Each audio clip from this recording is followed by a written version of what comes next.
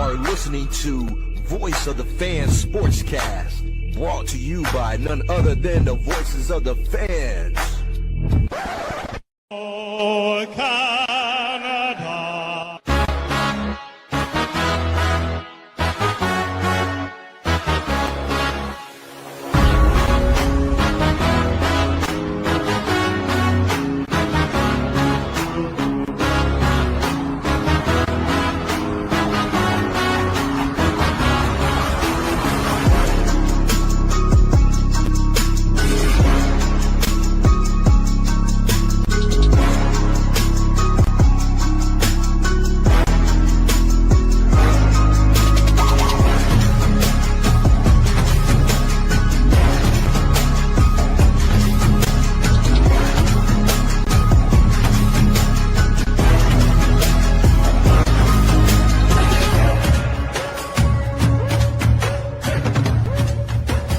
Live on YouTube for Wednesday, the 29th of July. I'm Randy Courret. This is Voice of the Fans Canada.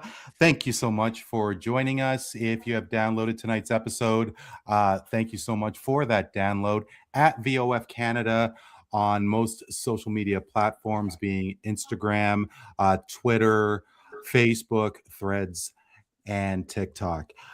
It is the dog days of summer, but there is a lot to get into.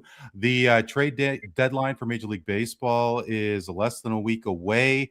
Tonight's panel is eagerly awaiting what will happen, especially with the likes of Gosman, Springer, and Skubal. What is Kawhi coming to Toronto? We do have some breaking news that the investigation into potential payments to Kawhi Leonard may take up until the year 2027.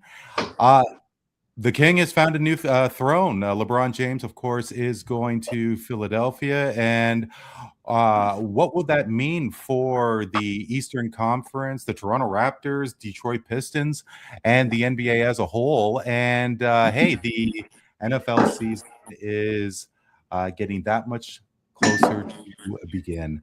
The Roundtable has assembled for this evening, and Neel Katarey is back with us once again. Neel, how are you? Doing well, Randy. How you doing? Not too bad. Not too bad. Thank you so much for joining us. It's been a good minute since we had our next panelist up from one RC to another. He is from the mothership, if you will, of Voice of the Fans Sportscast in Mississippi. It's really great to see him again, and he's actually doing some great social media influencing from a motivational standpoint. Ronnie, RC Clark is here. RC, great to see you again. What's going on? What's up, fellas? Man, great to be back with you guys, man. Always good to link up with you guys and talk sports and other things.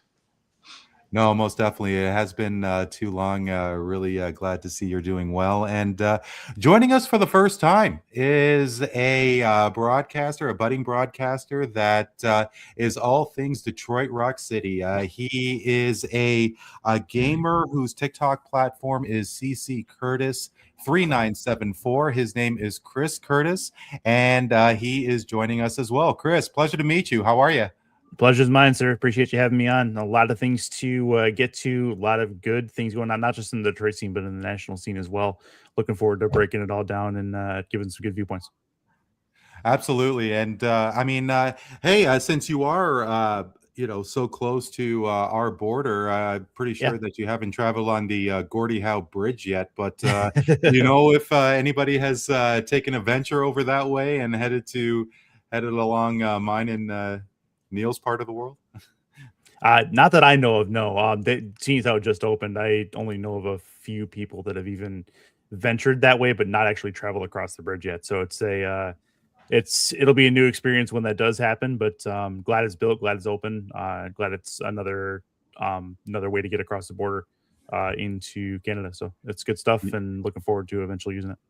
Yeah, I really haven't I haven't been to Detroit. I've only been there, say, a couple of times. And I do remember it was a couple of really long waits. And if I am traveling to Detroit, that means that I'll be able to see a sporting event, or more than likely going to see a sporting event. And that is certainly not a bad thing. So, no, gentlemen, as always, thank you so much. And, guys, I do want to start with a shameless plug, if you will. And, on Monday, I will be celebrating another birthday. And I don't know about you guys, but every time I hear my birthday of August 3rd, I always have a little smile on my face. And in terms of a sporting sense, I don't know if there is a worse time of the year than having your birthday on the 3rd of August because nothing is happening in the world of sports other than baseball. I do have to, I can recall of a couple of moments, I do remember very vividly when Ricky Henderson played half a season for the Toronto Blue Jays. It was in 1993. His debut was on the 3rd of August. Same with David Price. Of course, he played half a season as well in 2015. And, from a Canadian sense, RC and Chris, obviously the Canadian Olympics, the Olympics for our country is not as vast as the United States. And there was a very special gold medal that took place with the 4x100 men's relay for the Atlanta Olympics 30 years ago. And that makes me but guys, love to open up the floor to you regarding your birthday. Has there been something that specifically happened where you were like, hey, that happened on my special day? RC, go for it. Well, for me, man, I mean, I don't know. I just found out we're both Leos, so I mean, we're brothers. I don't really recall. I'm born on the 20th of August, so I'm with you. Nothing is going on. Preseason football will be taking off here in a little bit, but anything exciting? No. Just, as far as sports, I can't think of anything. So I'm in the same boat with you. Nothing is going on in August, early August.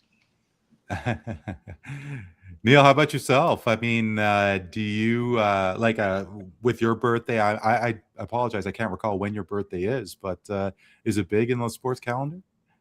Yeah, I guess you could say that. I mean, it's October 29th, so World Series, NBA started the NBA season. But the big things, I mean, the Jays won Game 5 on my birthday last year against LA. Obviously, that didn't end the way we wanted, but then I had to look it up. But the Phillies clinched their championship 17, 18 years ago on my birthday as well. So a trophy was lifted on my birthday. Yeah.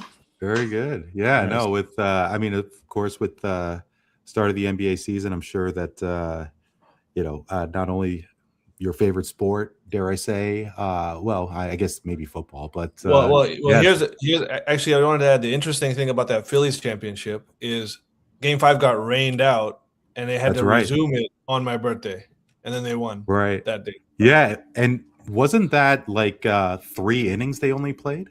It might have been, yeah. So that's got to suck. I mean, like you got to drive all the way to that stadium. Imagine if you were they were playing the Rays, I think. Yeah, and it sucks if you're a Rays fan, that's for sure. Yeah, absolutely, especially since they lost. Chris, how about yourself? When's the big day, and how big is it in the sports calendar? It's not big in the sports calendar, but there's a few notable things. July 3rd, believe it or not. So got an August 3rd and a July 3rd. I had to dig up this little tidbit. It's not a bit of happy news, but it's news nonetheless. It was 06 when Steve Yzerman retired on July 3rd. So that must was have been hard for you being a Red Wings fan. Yeah, it's I mean, we knew it was coming, right? I mean, it was a 24-year career for him, so it doesn't necessarily surprise me. But it's that's really the only notable thing. There were some small Tigers things down the way, but it wasn't anything catastrophic like that. So end of her career, officially hung him up, and then not delving too far into the Red Wings issues of present, but then he got into the GM role and then completely failed. So anyway, moving on. No, it has been some tough years in Detroit, and we will be talking about that. One specific issue later on in the show. But guys, I guess now that the World Cup of Soccer is over, we could until football season starts and hockey, basketball, all eyes are on Major League Baseball. And RC, beyond everything else, I'm really intrigued about baseball in terms of Mississippi. Of course, Mississippi does have a great sports history, tradition, and admiration for sports. But because Mississippi does not have an MLB franchise in your state, and forgive me, I'm not sure what the closest Major League Baseball team is to your city, but where does baseball rank? And from a pro level, I'm guessing that on a collegiate level, it's pretty high up there. Mm-hmm. So we just had the number 7 overall pick come from Mississippi. He went to the Baltimore Orioles, Eric Booth Jr. So we have produced a lot of great baseball players. My brother-in-law is Billy Hamilton. He played. You're kidding? In the majors for Nice. 9 seasons. He played for Chicago. He was drafted by Cincinnati. Played for a lot of teams. Kansas City. He was Royals. a speed demon. Yeah. He couldn't hit wasn't nothing, but when he made contact, he beat it out most times. Yeah. So we have a lot of great. I got a few friends that got drafted. So baseball is high up there in Mississippi. It just there's not a pro team. The closest pro team is the Braves, and so but there's plenty of talent here. It's not a pro team here, but it's up there. Kids are playing it. Kids are more interested in it. I think Otani has got a lot of kids excited about playing baseball because they can see they can do multiple things, and also baseball money is guaranteed money. I mean, those contracts are guaranteed. And y'all know who Bobby Bowe is? That contract is still floating out there, and so kids brought up 2035. That's still good too. Is it 2035? Pretty sure. His agent is a GOAT. I mean, whoever his agent is, it was the greatest. Probably changed Bobby Bowe's life for the rest of his life. But yeah, man, baseball's big here. People love baseball. It's just we don't have the pro team, but it's up there. Who is the big team, like in a general sense? Like, if there was a team that Mississippi, I guess people in your town Lot of Braves. a lot of Braves fans. Is it Atlanta? Yeah, a lot of Braves fans. The next closest team would probably be the Houston Astros, the Rangers, because Texas is right there. Louisiana don't have a Major League Baseball team either, so they have minor league teams, but it's a lot of Texas teams, a lot of Braves, Atlanta Braves, and you'd be surprised. St. Louis Cardinals, they're close too. So I know a lot of St. Louis Cardinals fans as well. Okay, excellent. I don't suppose there's a lot of Jays fans over in no. Mississippi. So check this out.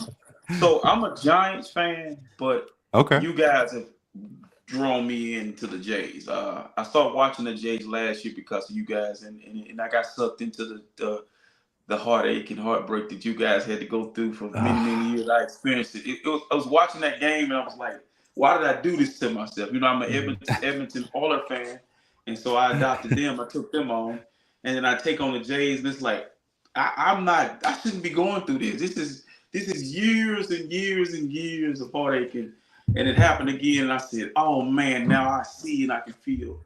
I don't know exactly what you feel, but I kind of got a glimpse of it, a little taste of it, and it was tough.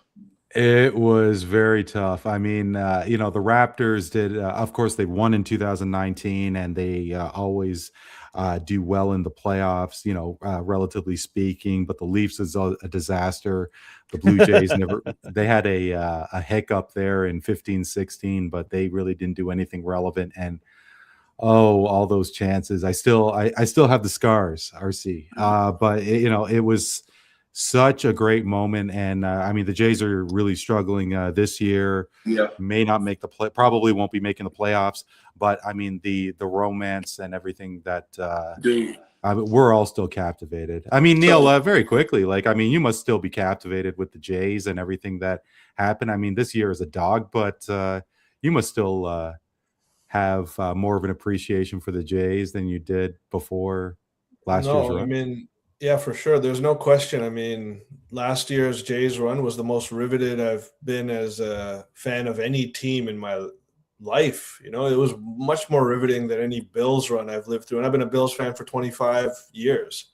Mm-hmm. And there is no run that I've seen as a fan that was more riveting than what the Jays did last year. And plus, we live here, so we were in the midst of everything. I don't live in Buffalo, and obviously, the Raptors, nothing can top that Raps run. But that was the best sports summer of my life. It probably won't be topped, to be quite honest. No, I can see why. Yeah, but last year I'm definitely still all in on the Jays as always. But last year definitely took it to another level, and this year, it's been very disappointing. It's the thing at least. I mean, Chris, your teams have had some success over the years. I mean, you think about that run in 2004 with the Pistons and the Red Wings before the turn of the century. I mean, of course, we're still waiting on the Lions, but they did make some strides over the years. I guess with the Jays, I mean, obviously you being a Tigers fan, like, is there a presence of Jays fans? Because with the Montreal Canadiens, there's a lot of Canadiens fans here in mine and Neel's neck of the woods, even Detroit Red Wings fans. I'm assuming there isn't a lot of Jays fans, but because of the geography of it all, Windsor being what it is, like there must have been some sort of extra attention for last year's World Series. Not a lick. Not a lick, nope, eh? Oh, not okay. a lick. No, I see you. I see the thought process there, and quite frankly, as far as Canada goes, my personal view on it is those that are Habs fans and those that are like Sens fans. They're those fans, and even Wings fans are because they don't want to root for the Leafs. The Leafs themselves, there's a following as far as the belief that Leafs fans are kind of like Cowboys fans. Every year is their year until it's not. So and that may give me some Canadian hate, and that's fine. I'm over it.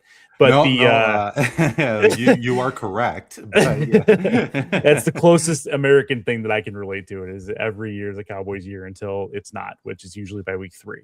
So sure. But no, not a lot of Jays fans from the Detroit area that I can tell, and mainly it's because of the Tigers. I think if the Tigers did not exist, then that would probably be where we'd want to go, because nobody in the state of Michigan is going to consciously root for a team in Ohio.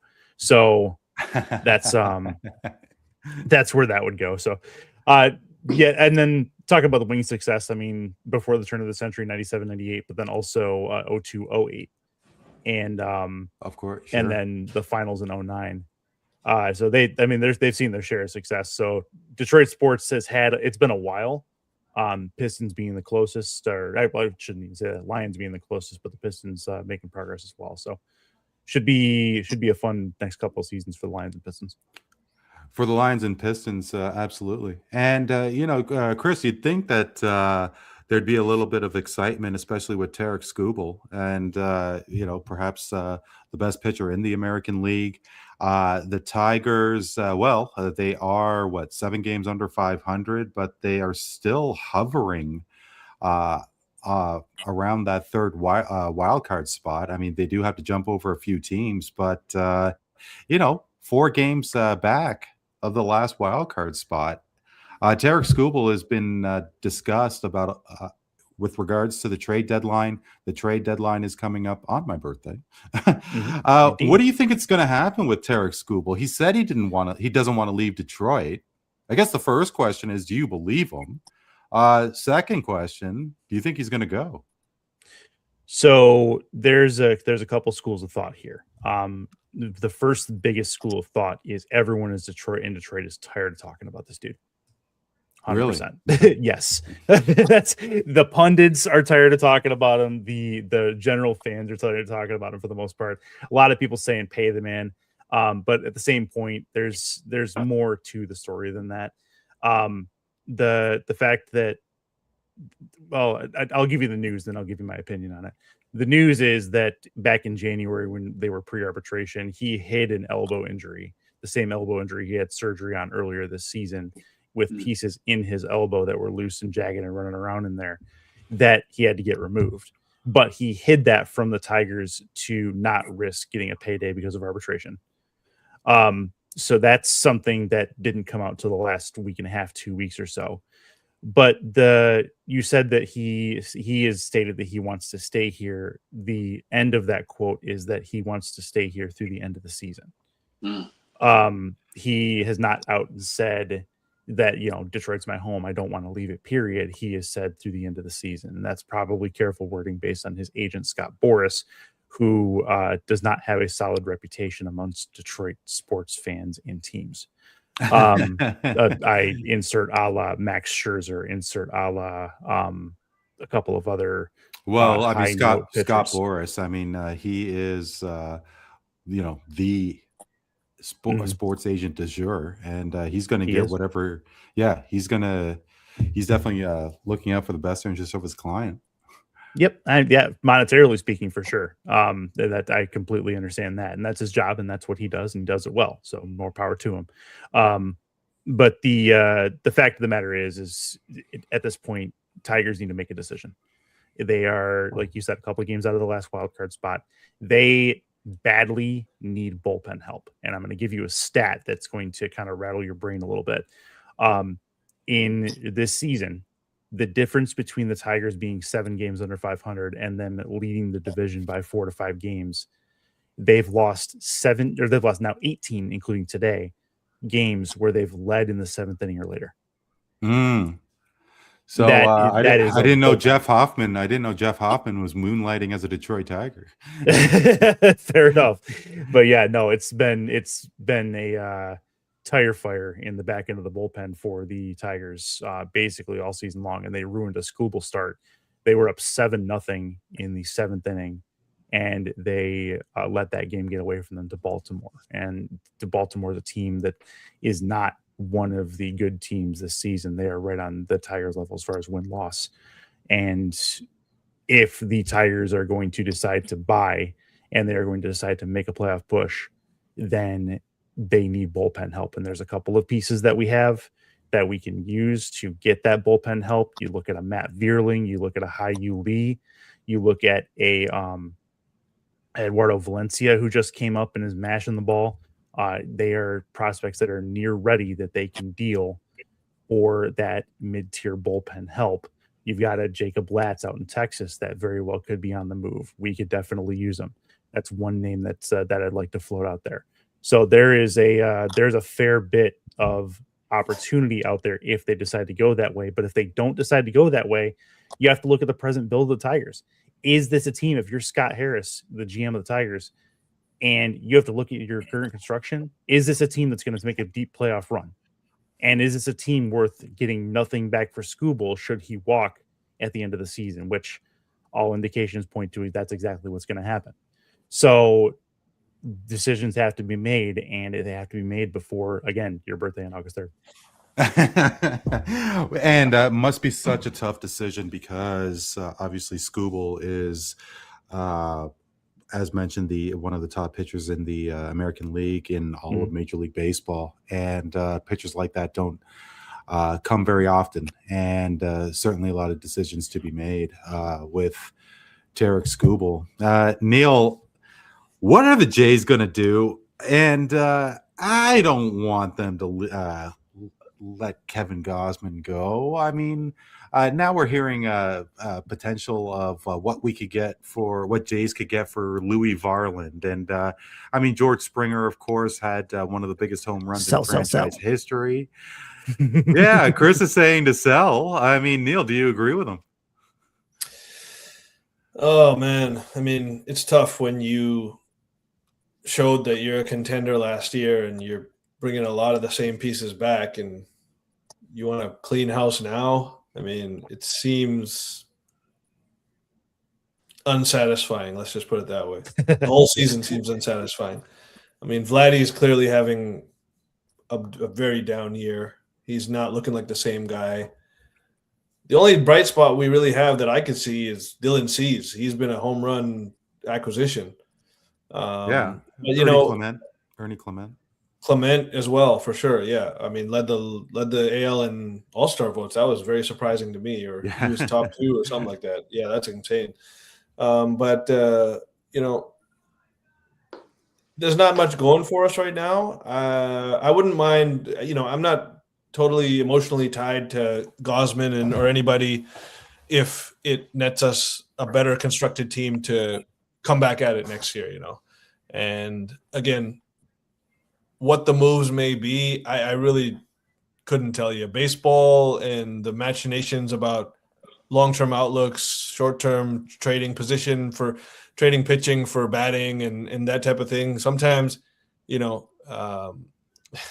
it goes over my head a little bit when it comes to baseball transactions. But, 4 games back, like you say, I don't know if it's the season's over, but we don't have Barger anymore. That was a key piece for us last run.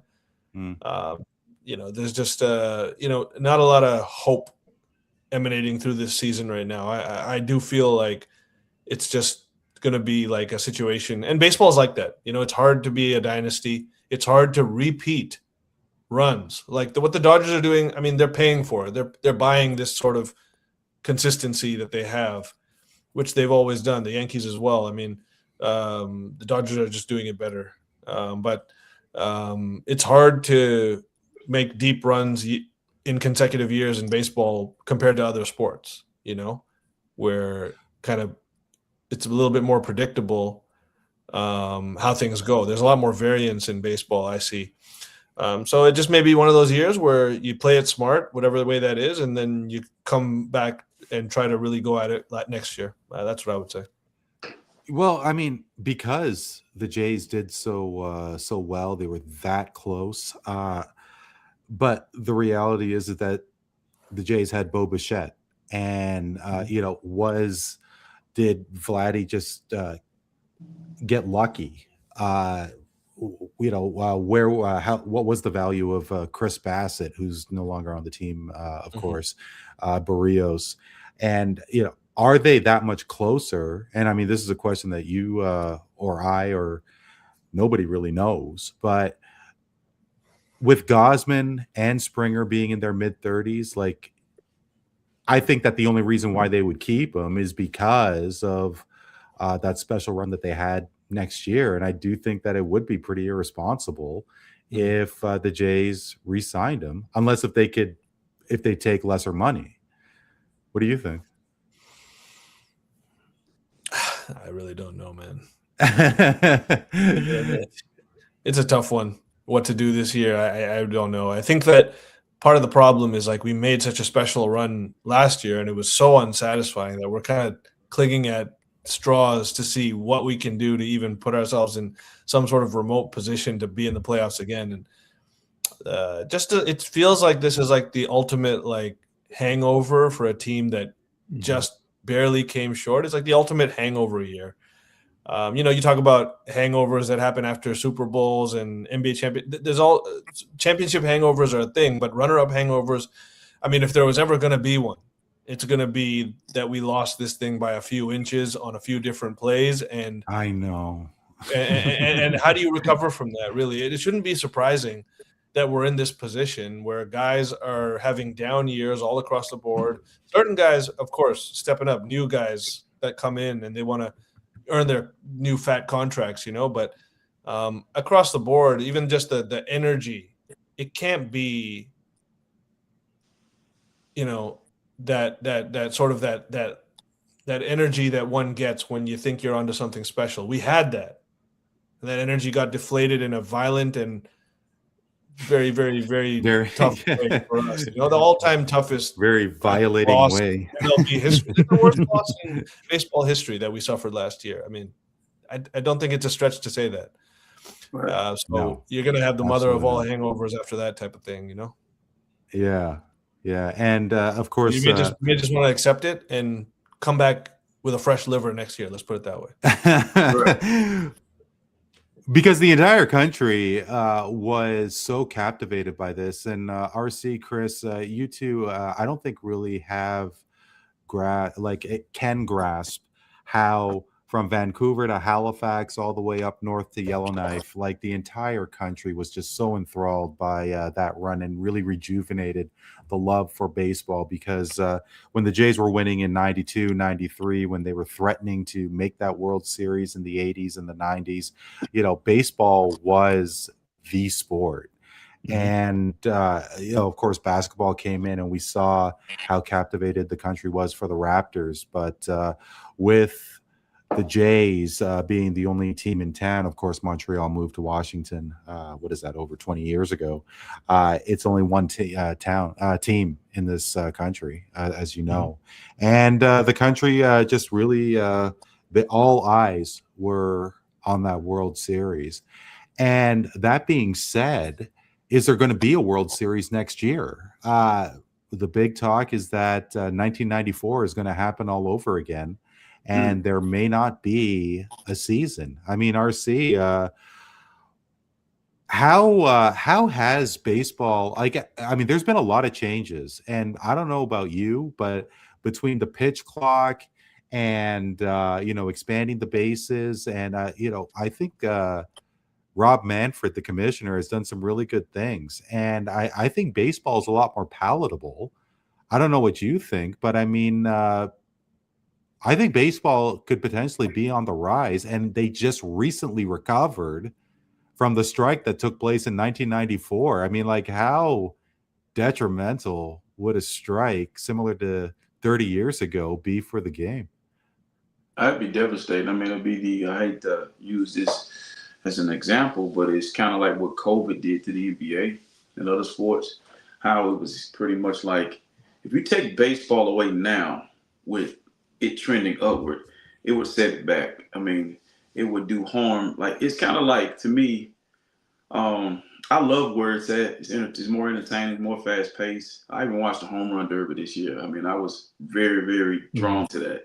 And it's like, you take it away now, you're going to set them back. I mean, you're just getting some of the American fans back. I mean, a lot of the people where I live at, there's a lot of players that are playing you can't identify with. You don't really know. You don't have any connection. Like, we had the connection with Bonds and Griffey and all those guys. And so all these new faces you're kind of getting used to, and you're finally getting to learn the names and where they're from and who's the best on each team. And then you take it away. It's going to hurt their league.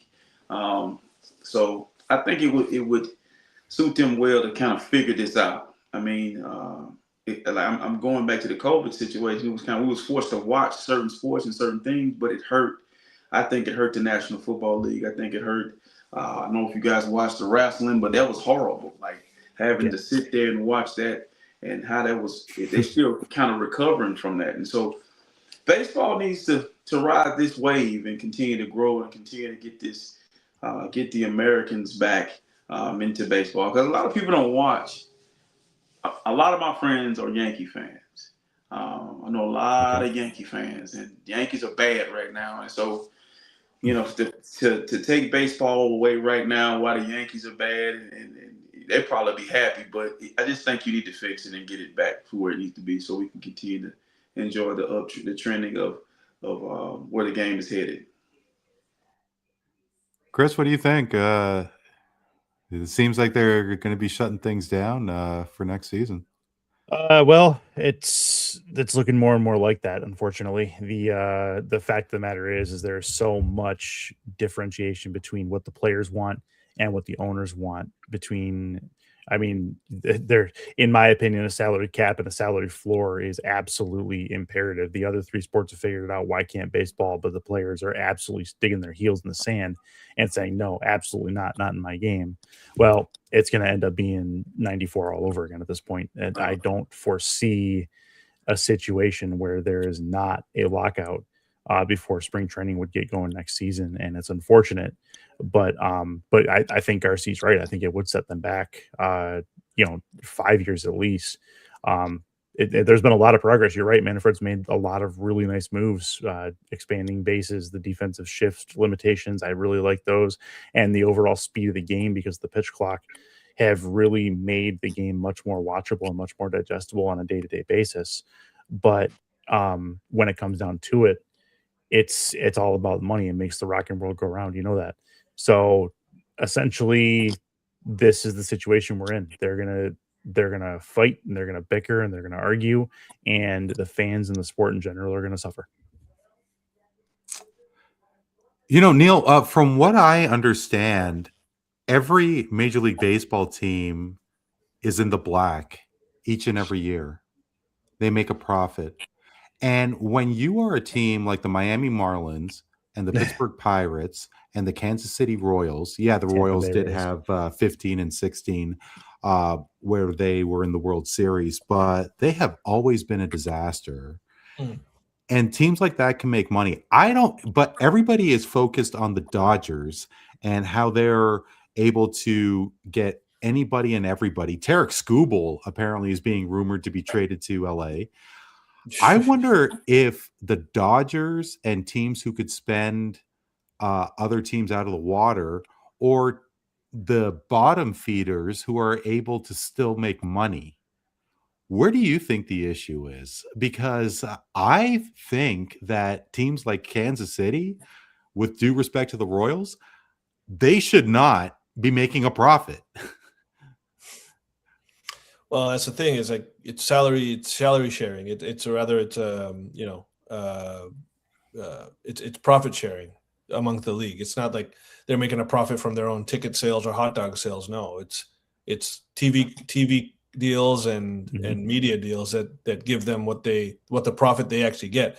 The Dodgers and Yankees, it might be different. They're getting that, but they're also getting a huge worldwide kind of fandom kind of thing. Like Ohtani's signing, yeah, they paid him like $700 million, but the extra kind of worldwide attention that the Dodgers get because of that far outweighs what they're actually going to pay him dollar-wise. Like Japan. They got the whole country of Japan. Yep. That in alone is worth it. They're in the biggest market, arguably the biggest market, and they got the best team.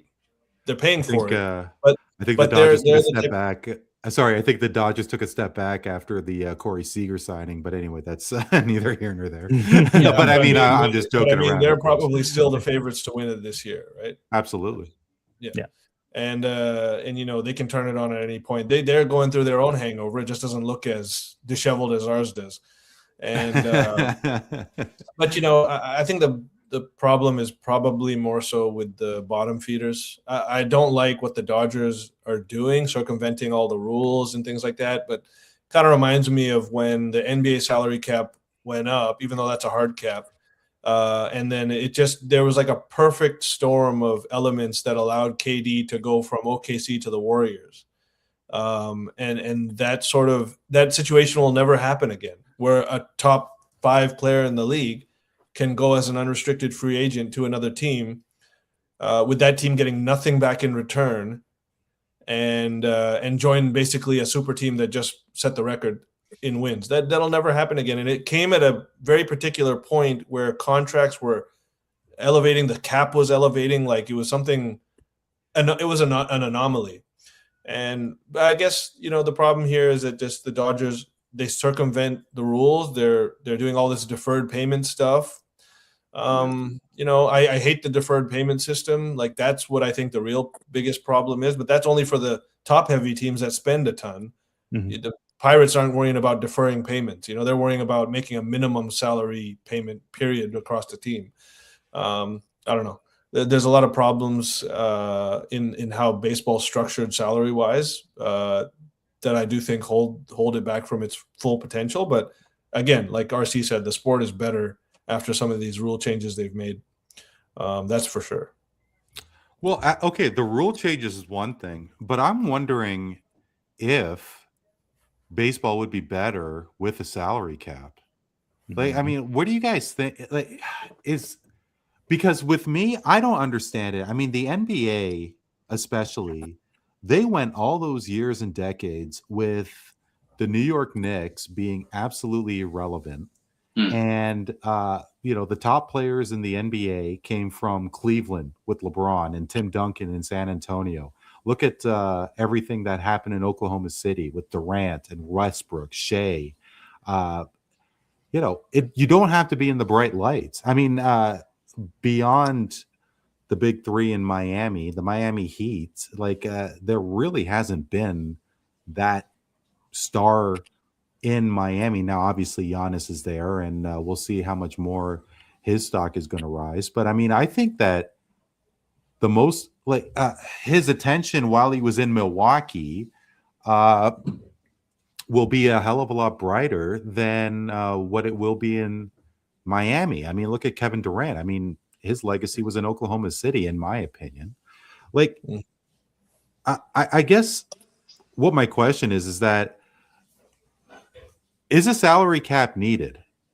I don't know if the example I brought back was relevant, but it just seems that players are, especially in baseball, are going to the Dodgers and the Yankees. And so long as you're a winner, it doesn't matter where you are. I think it's a lot. It's very similar to like how European soccer, the baseball is kind of like European soccer in that you're going to have those teams, like, for example, like the Dodgers could be compared to like Real Madrid, but every other team in La Liga outside of Barcelona, most of them are kind of in the Pittsburgh Pirates, Kansas City Royals kind of category there. It's a bunch of small dogs, and then there's a few big dogs, and everyone in the world is a fan of one of those big dogs. Not many are, unless you're local, you're not really a fan too much of those other small dogs, right? So I think the league, they're all about money, and if recognition, and if that comes from a handful of teams across the league, and the other 25 are sort of just in some ways filler, then they're going to take that if that's what makes them more profit. The NBA, I think they do like dynasties. I think they like when dynasties happen, like the Bulls, for example, the Showtime Lakers, the Shaq and Kobe dynasty, the Warriors. Mm-hmm. I think these have all been things that have been profitable for the league. They were very happy. But what about Cleveland, the Spurs? The Spurs were never really. The Spurs were more of a long-term dynasty, in that they were just consistently good and never won a back-to-back championship. I mean, never won back-to-back. That I don't know if you call that a typical dynasty, but they were a dynasty in a sense for sure. But I think in the Ginobili, Duncan, Parker era that there was a lot of worldwide appeal, especially since, well, I guess all three of them were not born in the U.S. I mean, Duncan, of course, represented the U.S. in the Olympics, but when you have that worldwide appeal, France, Argentina, and especially with what's going on now in San Antonio, I mean, led by Victor, I think that, and I mean, San Antonio is one of the smaller teams, cities in the NBA family. Mm-hmm. Like, I mean, so it's just really fascinating to me because, I mean, off the top of my head, I mean, like, who is an elite franchise that's not from a big city in baseball? I don't really know if it really exists. Mm-hmm. But probably Milwaukee is the biggest one you could talk about, maybe. I mean, yeah, I would say they haven't won Milwaukee.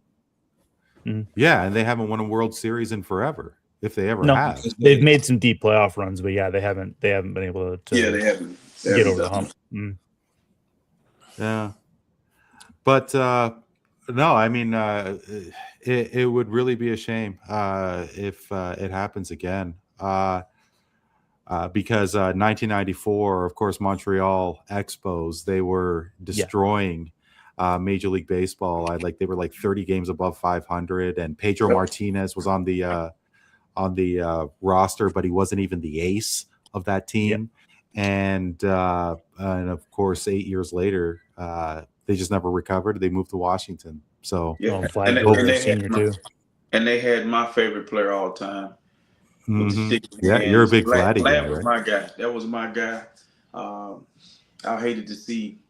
I love the Expos. I love that uniform. Mm-hmm. I did not like Vlad. You got to take a look at Vlad Guerrero Sr. too.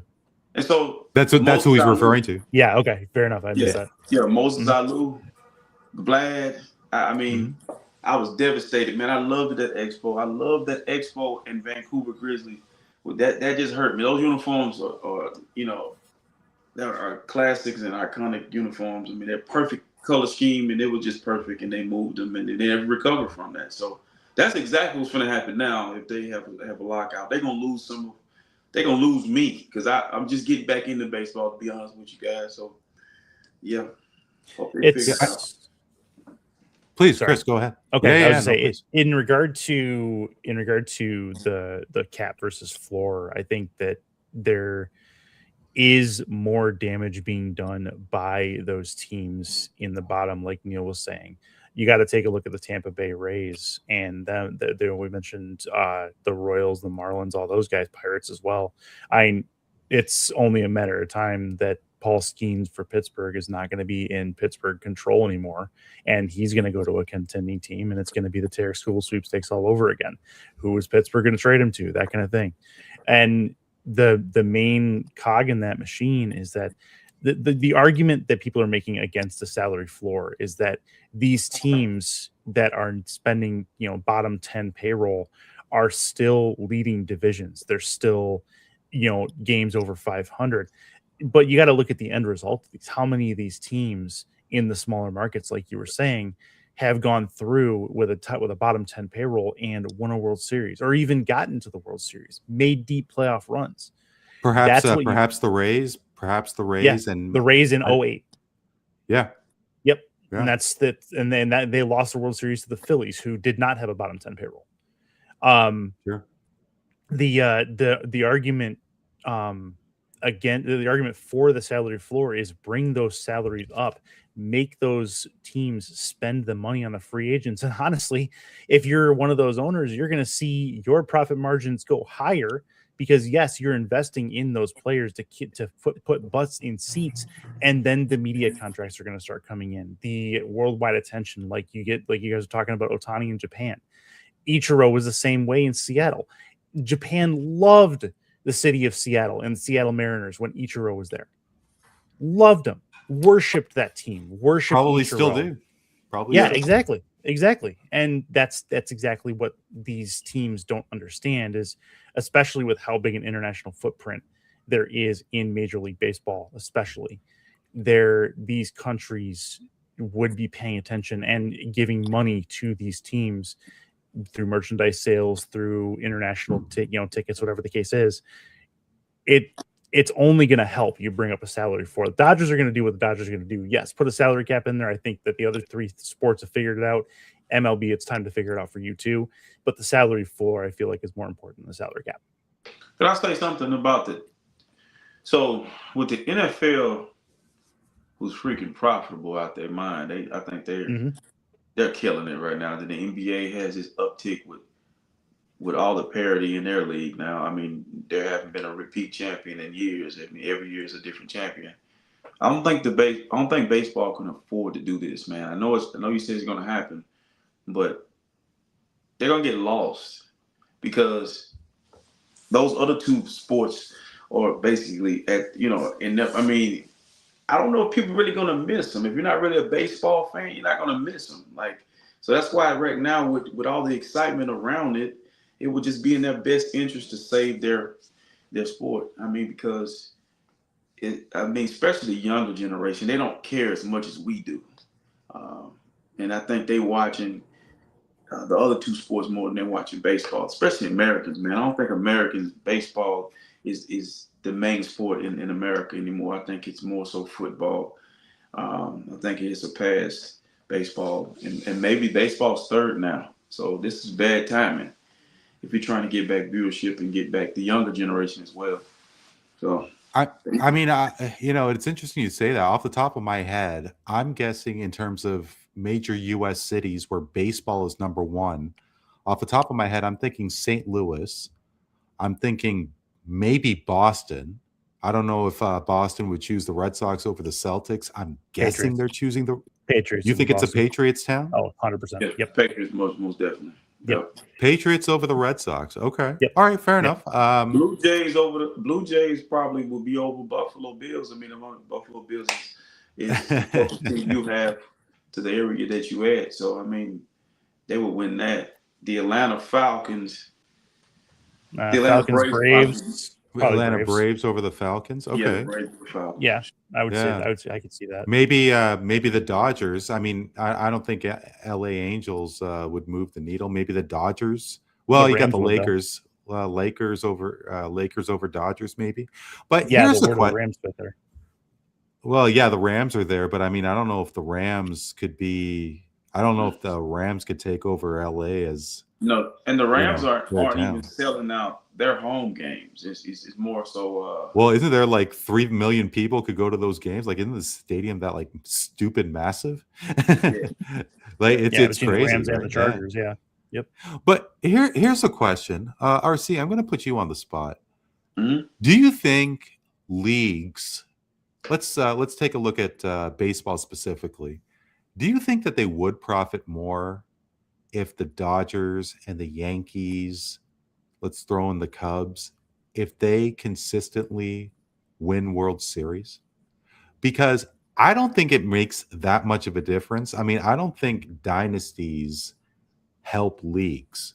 I mean, because, 60, 70 years ago when the Celtics were winning all those championships and the Montreal Canadiens and the Yankees, like, I mean, there was only so many teams in those leagues. I mean, we don't have social media. We don't have, other leagues like heck, even esports and Major League Soccer and so on.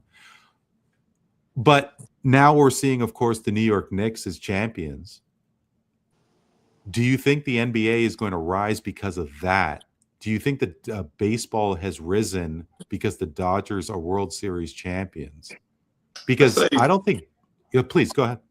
I think. Sorry for cutting you off. I think that the days of the Lakers and the Celtics winning all the championships and the Bulls having. I think dynasties are dead or dying. I'm gonna say dying because if you look at and is that a good thing though? Yes, I mean most definitely because with the younger generation, they're connected to those cities and they, have those players in those locations that they've grown to love and they know and they follow on social media. So to see the beginning, like they start from the bottom and then win a championship. I mean, I think it's great. I mean, you look at the NFL, they have parity. Every year is a different team winning a championship, and in the NBA, it's the same thing. And I think it's great. I think baseball needs it.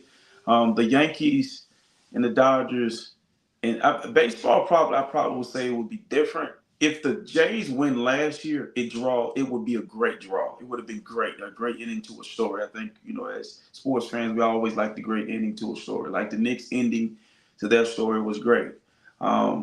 But I think baseball probably needs the same thing the other two leagues have. I think the Dodgers are kind of wearing on people. They're becoming they're public enemy number one now. Like I'm a Laker fan and I'm a Niners fan, but for some reason I hate the Dodgers. I don't like the Dodgers. I mean, it's like they just found every way possible to figure it out and win those games, and I'm like, you got to lose at some point, and then pushing the salaries is they gotta fix that. They gotta change that. But I think it would be beneficial.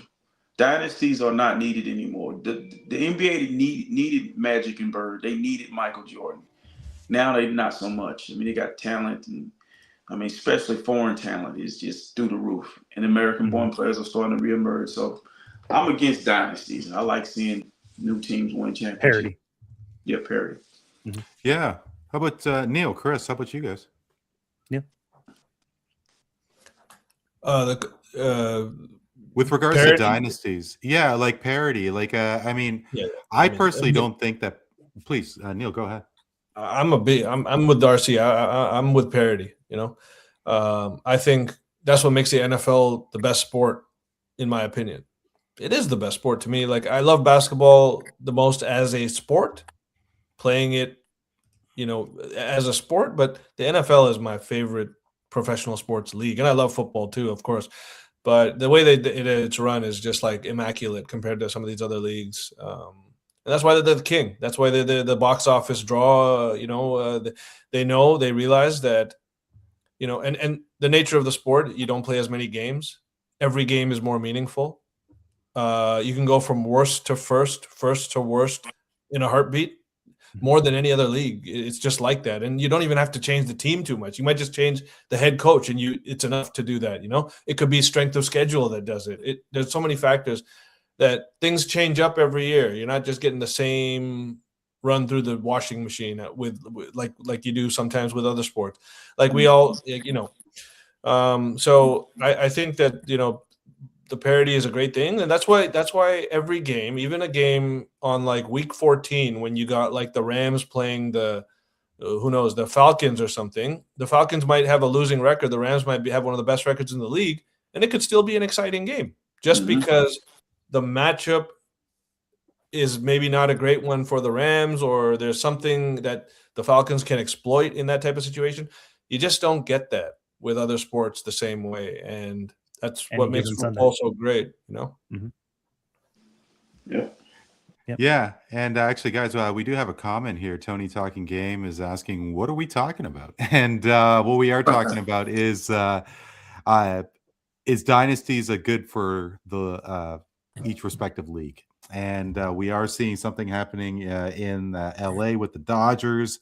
And it wasn't really that long ago when the Warriors and the Cavaliers kept on meeting in the NBA Finals. And go a couple years before that, you had the Lakers, you had the Chicago Bulls. And of course, those were different times, especially in during the Lakers runs and the Bulls runs, etc.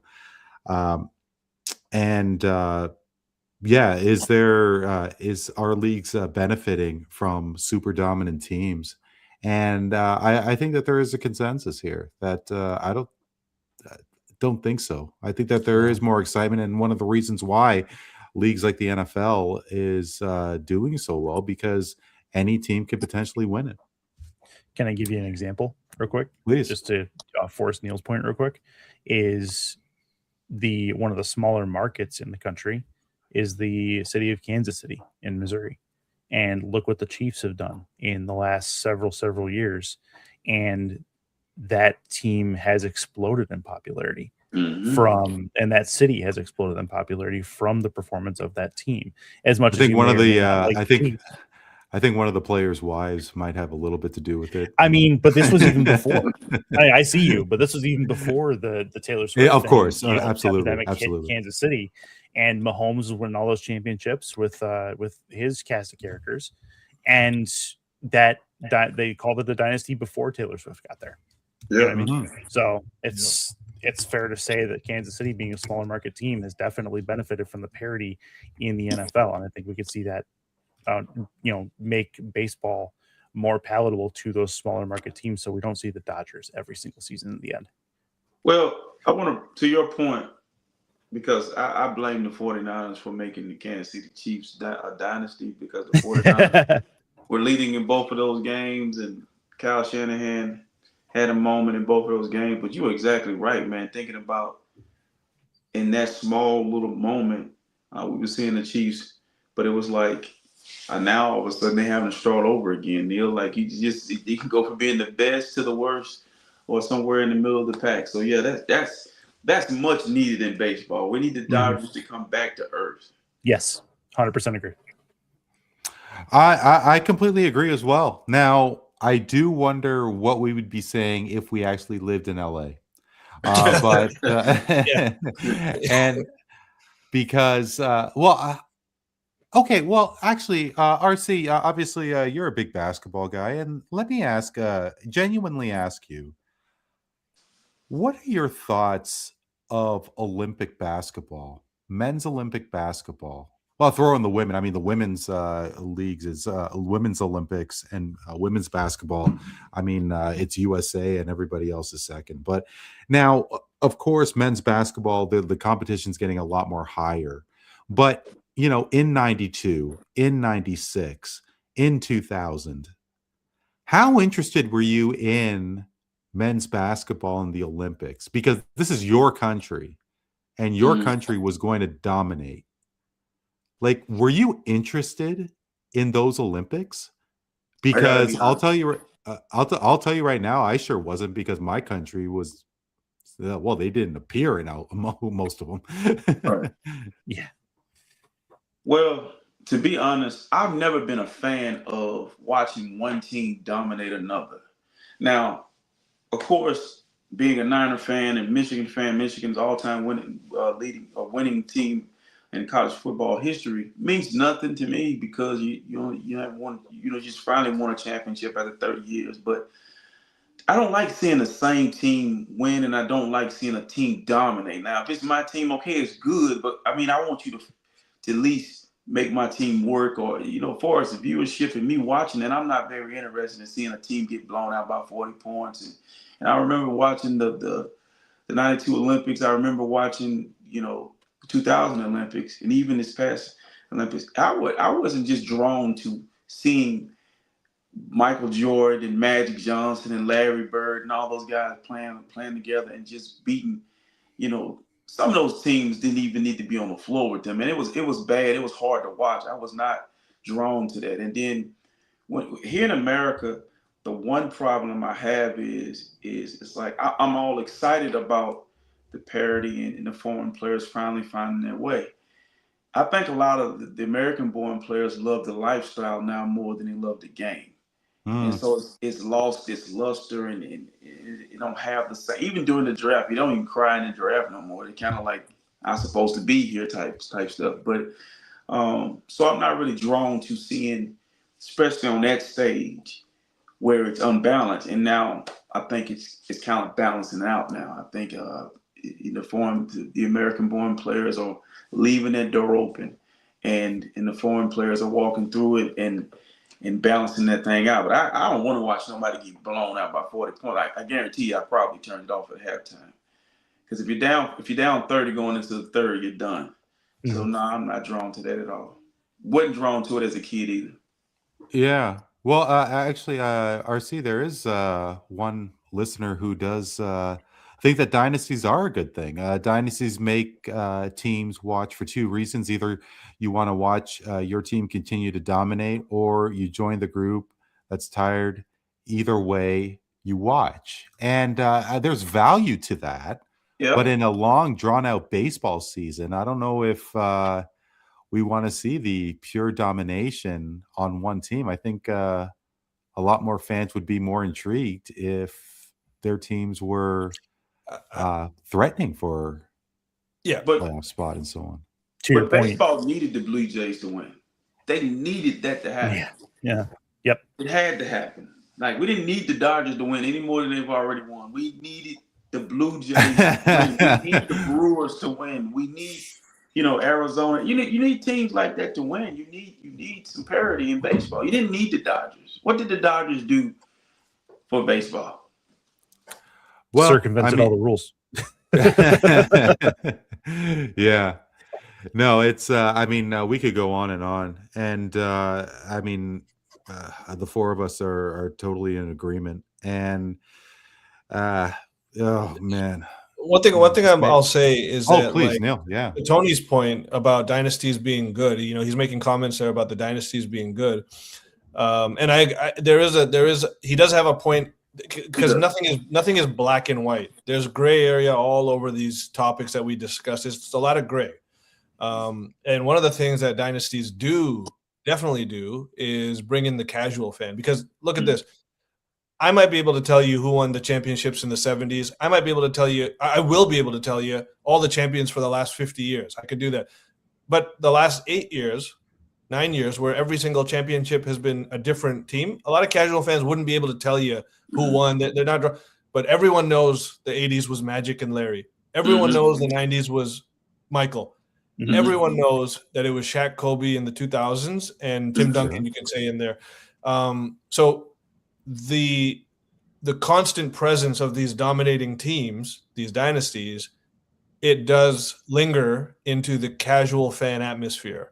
But to diehard fans, it's not as much of a thing. We want the parity maybe more so because we're trying to watch good ball. We're trying to see something different that we haven't seen, because we're really paying attention to this stuff.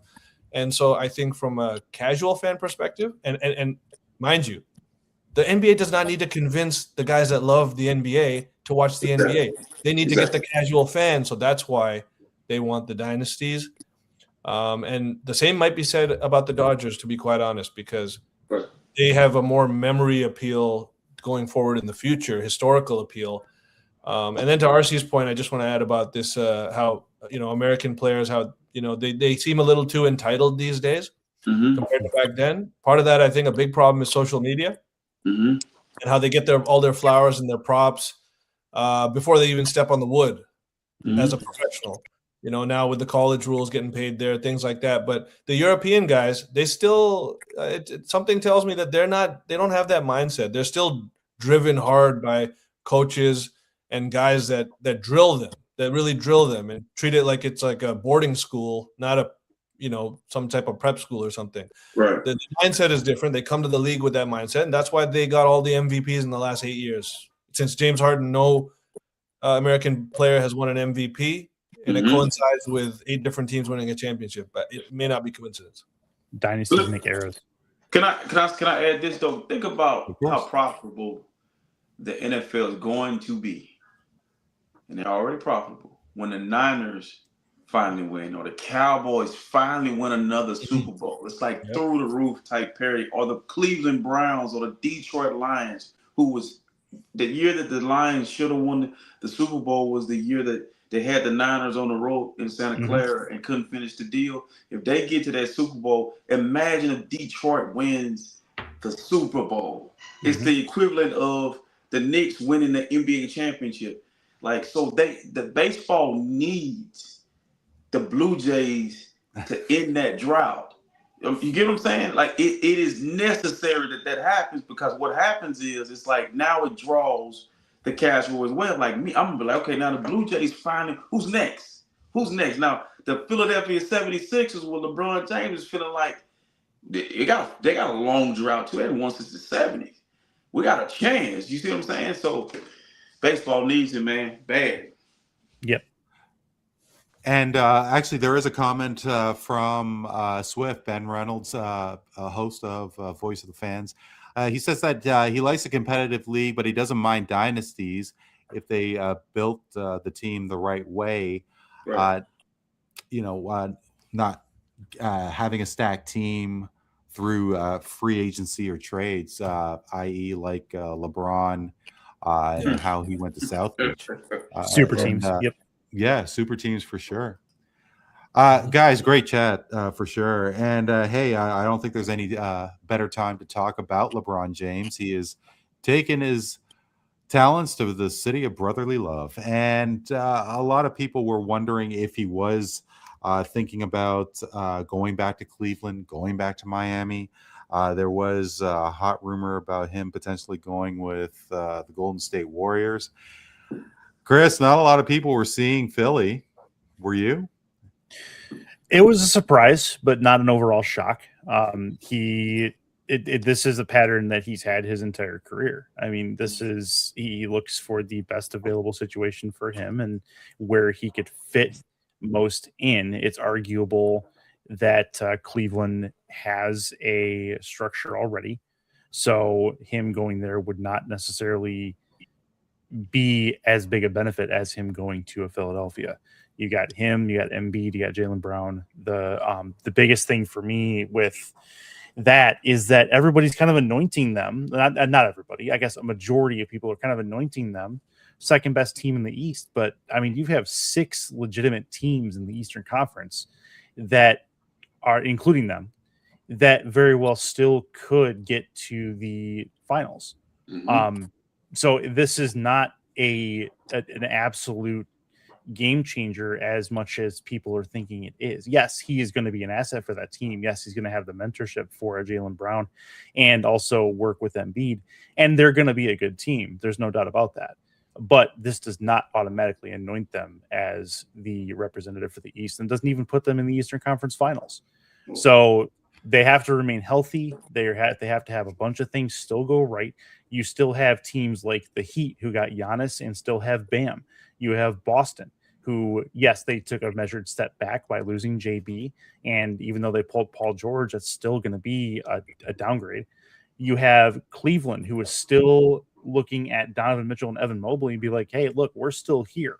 And you have Detroit, which, I mean, as long as the Duren situation gets figured out, which I think they're going to end up taking giving him a qualifying offer that he's going to take, that team will still be back. So those teams by themselves, and not to mention the team that just won the title after 53 years and would not mind getting back to the NBA Finals again and winning another chip with Jalen Brunson and company. So this move is not as big a move as everybody is making it out to be. My God. So just my personal take on it. It's not the game-changing move as it was when he went to Miami. He had a whole primetime special on ESPN. It's not that same type of deal. It's not even the same type of deal as when he went to LA. This is less impactful than him going to LA, in my opinion. Yeah. Neel, what are your thoughts? Because I got to tell you, I don't know if it's earth-shattering, but I think LeBron's a difference maker. I mean, if it was just quote-unquote Jaylen Brown with Tyrese Maxey and Joel Embiid, yeah, that's a pretty big, and Edgecombe, of course. That's one thing. It's LeBron James. And yeah, sure, he's a couple years younger than me. But the reality is that I think he could be a difference maker. I think that he could certainly improve Philly's chances around. I think it's a pretty decent like I said, I don't think it's a earth-shattering, but I think it's a pretty significant move. Yeah. I mean, say what you want about LeBron, and obviously he's an all-time great, but he's going to make any team he joins better. There's not a question about that. This is still the savant, intellectually knowing basketball IQ, making other people around him better.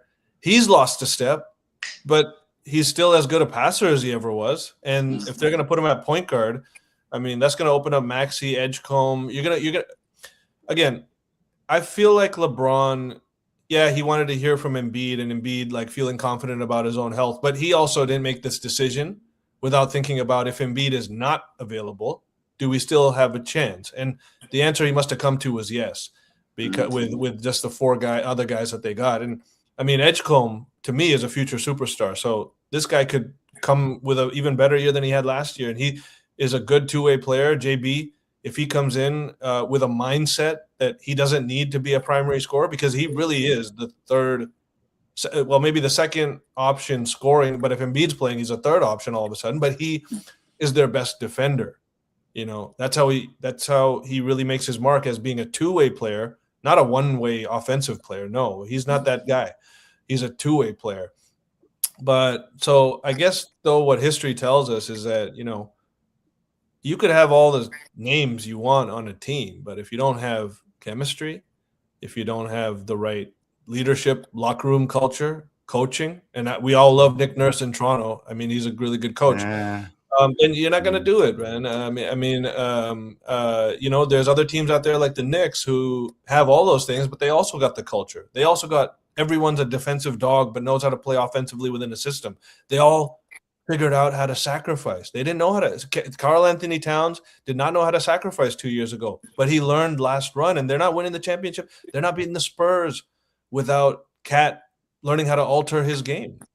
So he was a big underrated piece, I thought, in what they did, and obviously some luck along the way, which everyone needs to win. So with Philly, I mean, I'm concerned about, number one, Embiid, but then I'm also concerned about the fact that LeBron is not a defensive presence like he used to be. He's going to be a sieve for a lot of other teams. How are they going to cover that up? Is it JB is going to be covering the best wing on the other team? That's for sure. Is Maxey and Edgecombe going to be stepping up where they need to be? There's a lot of questions, but I do also think that they have everything they need to win a championship. I just think that they're going to have to get through more hurdles than the usual one and done situation. I think that the Raptors 2019 team was a lot better than this Philly team, to put an example on that. Raptors team compare. Okay. Because all of our guys were two-way players. All of our guys were in their prime for the most part, or at least at the tail end of it, if not the start. And so emerging.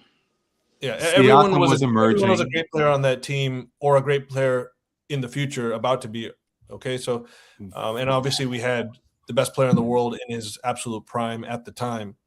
At the time, perhaps. The Philly does not have that with any of their players. Maxey is the closest thing you could say to that. JB as well, but there's a lot of efficiency metrics with JB that raise some question marks as to why did Boston trade a guy smack dab in the middle of his prime? These questions need to be answered, and we don't have all the answers right now. We're gonna get this Swift comments and says, "Hope the Sixers lose in the first round. Shoot, I hope they miss the playoffs." Definitely don't think that they're going to miss the playoffs. But Neel, I remember when you and I went to the Sixers game in Toronto, and Joel Embiid was just an absolute force. And say whatever you want about Embiid, I think the guy is just way too big to be playing basketball. I mean, name the 7-footer that has had a long 15-year career with no injury problems. And I mean, I'm definitely not the president of the Joel Embiid fan club, but his body frame is such a huge factor. But I mean, getting back to LeBron, RC, maybe it's because it's LeBron. Maybe it's because he's in the same conversation, arguably, as Michael Jordan, Kobe Bryant, Magic, whoever. There just seems to be such a criticism for LeBron James to get another championship. And tell me the free agent who doesn't want to go to a winning team. And LeBron James, he's getting a 2-year, $16 million contract. So he's making a fraction of what he usually gets. And personally, I don't know about you three, but I thought it was absolutely ridiculous that the media was tying him to potentially Miami so he could play golf more. I mean, there's no way that this guy's going to dog it to that degree. No. I would agree. RC, what do you think about the whole thing? I mean, do you think that this is another ring chase? Because I don't really think so. I mean, I think that this is just simply a guy in his 40s who still could play basketball and doesn't want to retire. I think this is the ending. So do you guys remember when Gary Payton and Karl Malone goes to the Lakers? Sure. Yep. The media frenzy behind that. You got 4 future Hall of Famers on one team. And then they still had Robert Horry. They had a lot of players on that team with tenure who had been in the league, but the league had already given the Lakers a championship. But it was the ending of Gary Payton and Karl Malone, especially Karl Malone's career. It was the ending. I remember seeing Michael Jordan as a Wizard. It was the ending. I remember seeing Paul Pierce leave the Celtics and Kevin Garnett and go to Brooklyn. That was the ending. This is the ending for his story, because this is how this plays out. 2 ways. He goes over there and that thing comes off the hinges because of his health. See, he's 42 years old. So he missed the first 2 months of the season with the Lakers, and that injury came out of nowhere. I don't know if he got out to bed that morning and it didn't go right. He missed 2 months. Then Embiid, we know we can pencil in for about 50 games. And so this is what happens. The league is not going to wait on him to get healthy. They're going to still play those games, and however it goes, it goes. You got to have depth. You got to have guys to buy in. You need those guys to play, to have chemistry. I like LeBron James as a basketball player and how he has evolved. But everybody has an ending. And this is it. And I know him. If it doesn't go the way that he wants, he's going to announce that he's going to go on that tour, that goodbye tour, and he's going to retire. Because you're not going to see LeBron James down on his shield. You're going to see him standing on his feet. He's going to finish the way he's supposed to. He's not going to be the problem with that team. He's going to come in there. He's going to be able to play and fit and mesh. He can play with anybody in the league. But his issue is going to be the league is getting younger, faster, stronger, and he's going to play point guard. He's going to see a point guard every night that can score, and it's going to go at him. And so if he just it depends on how many games he plans on playing. If you got to look at that roster and say, okay, it looks good on paper as the starting 5, but 2 of those guys aren't promised to you. You see what I'm saying? And so, but we know every night we're going to see, the Knicks play the way they play, and we're going to see those other teams are going to show up. They don't get hurt. But we do know that history repeats itself when we're at that yard marker with LeBron James. But is it ring chasing? Yes, because this you guys hear me out on this. LeBron has to always be in control. I'm a Laker fan. In that situation with the Lakers, if you look at that Laker team, and I said this earlier on a video that I recorded, the Lakers pretty much did everything LeBron James wanted. I mean, they drafted his son who wasn't NBA ready. They hired a podcaster to be their head coach because he was friends with LeBron James. Okay, JJ was a great NBA player, great college player, but he had no coaching experience, and everything LeBron wanted, he got. So the guy that's in Bob Myers is going to try to duplicate that, but you're going to have to, even though you're giving him everything he's want, like you guys said earlier, this is not LeBron James leaving Cleveland going to Miami. He still has to go out and perform against some of the best players in the league, and he can be easily had. And I want to see two players on that team in closing. If they're gonna sacrifice their game to play with LeBron James, and that's Jaylen Brown, who needs the ball, and that's Tyrese Maxey, who has the ball and takes a lot of ill-advised three-point shots. They're gonna have to learn. I mean, we gotta also remember, being a coach myself, what kind of brand of basketball are you gonna play? Because all those guys need the basketball. When that ball goes down to Embiid, it don't come back out. So that ball needs to move to play the way LeBron wants to play. So it's a learning curve there. And it ain't going to get done in 1 year. I can see them winning in year two, not this upcoming year. I can see them winning in the second year because they've went through a lot of trials and tribulations. But it's definitely ring chasing. I don't think, though, LeBron's going to have the kind of voice that he did having LA, Miami, or Cleveland. I mean, I don't see it. I mean, He will because he's the alpha male in that room. No one has won anything in that room. No one has won anything. Yeah, he picked that team because Maxey's on clutch, and Maxey's with LeBron in the summer, and he loves LeBron. See, if he goes to Cleveland, Spider doesn't look at him the same way Maxey's going to look at him. See what I'm saying? The respect. Edgecombe's a rookie, basically. And you seen Edgecombe picture with his hand back, like, oh my God, I'm going to play with LeBron James. You see what I'm saying? Jaylen Brown may be the issue because he's an alpha male himself. And his issue is he has to decide if he wants to play basketball or he wants to do media. If he wants to he can't do both. He's either going to be a basketball, like he's going to struggle with trying to do both because he puts his foot in his mouth too much. You see what I'm saying? You can't, he actually criticizes LeBron James' son. Now you're playing with LeBron. And you just got done criticizing Embiid. Now you're going to play with Embiid.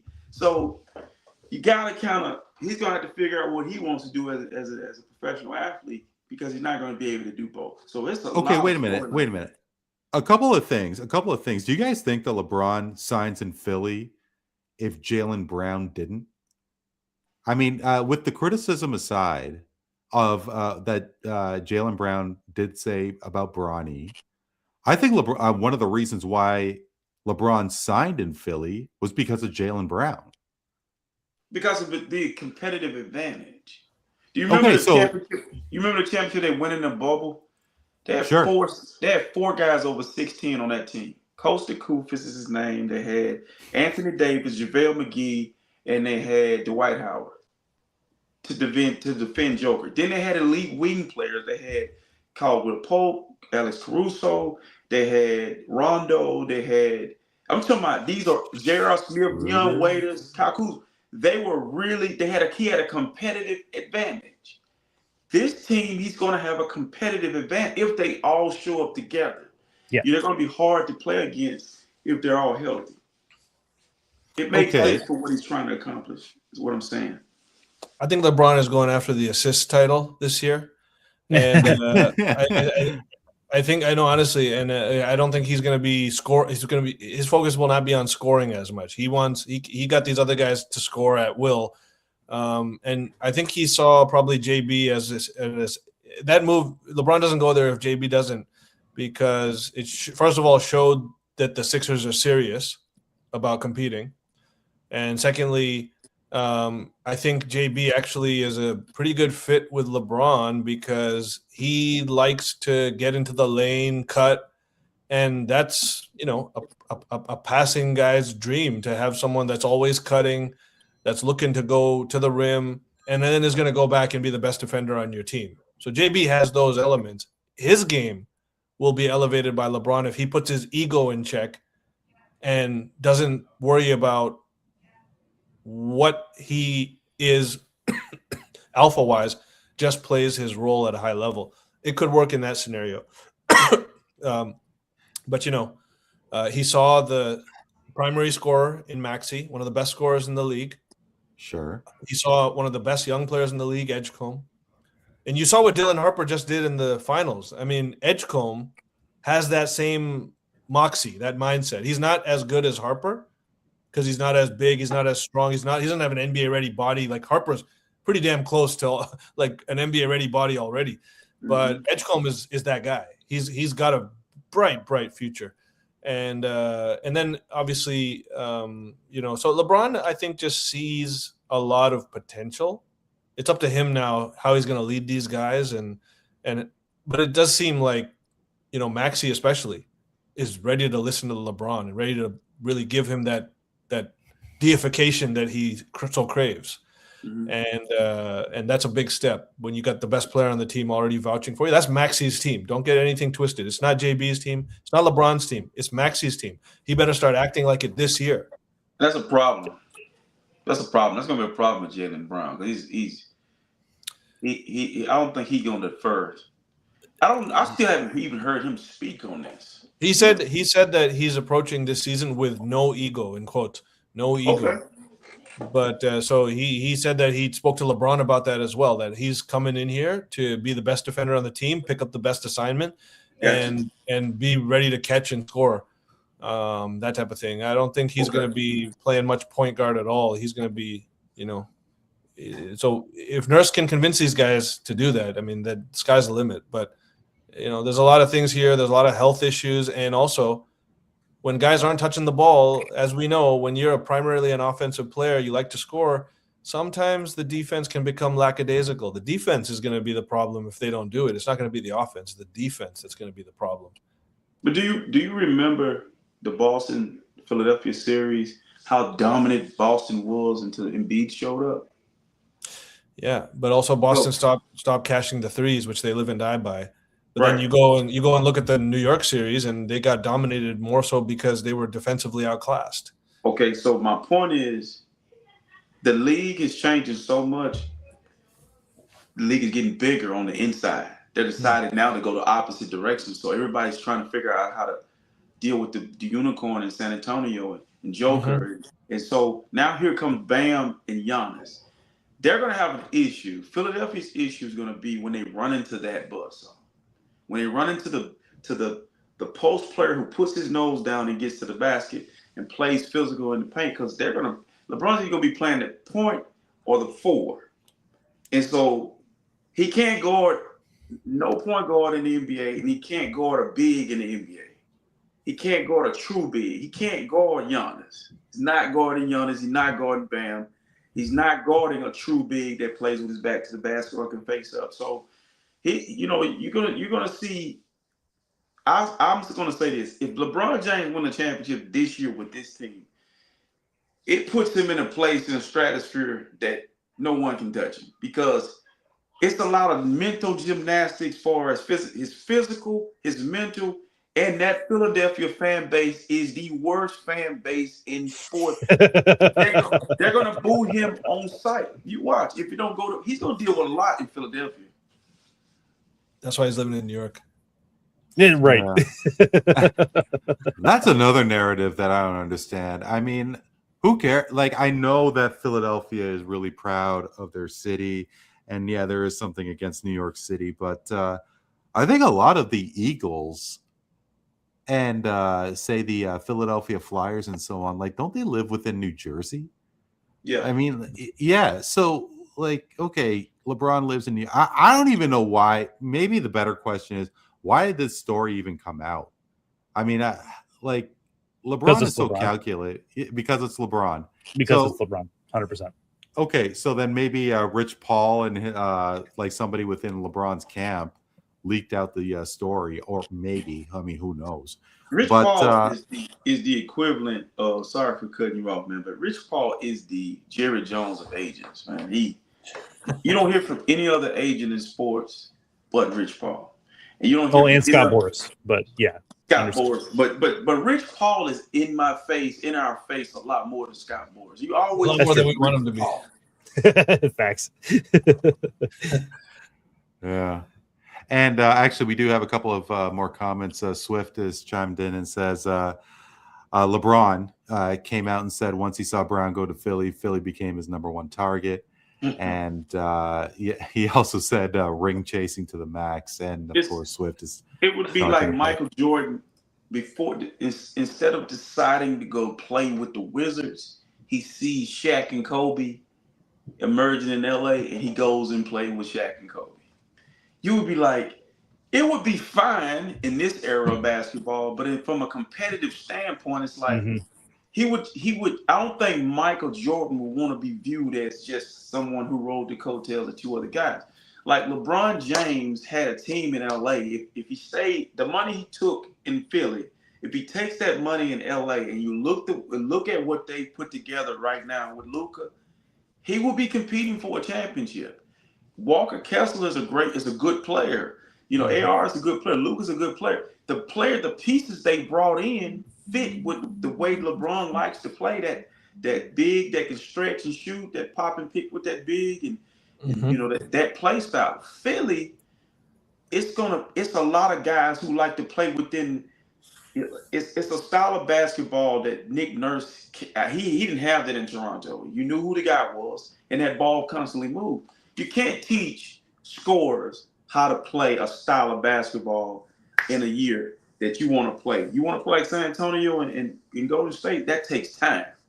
That ball got to keep moving, and I don't know if those guys, because I watch Maxey come up the court. You know, guys aren't even set. He's jacking that thing up, and they're going the other way. So we'll see. Yeah. There's another question that I had. How would you summarize LeBron's time in LA?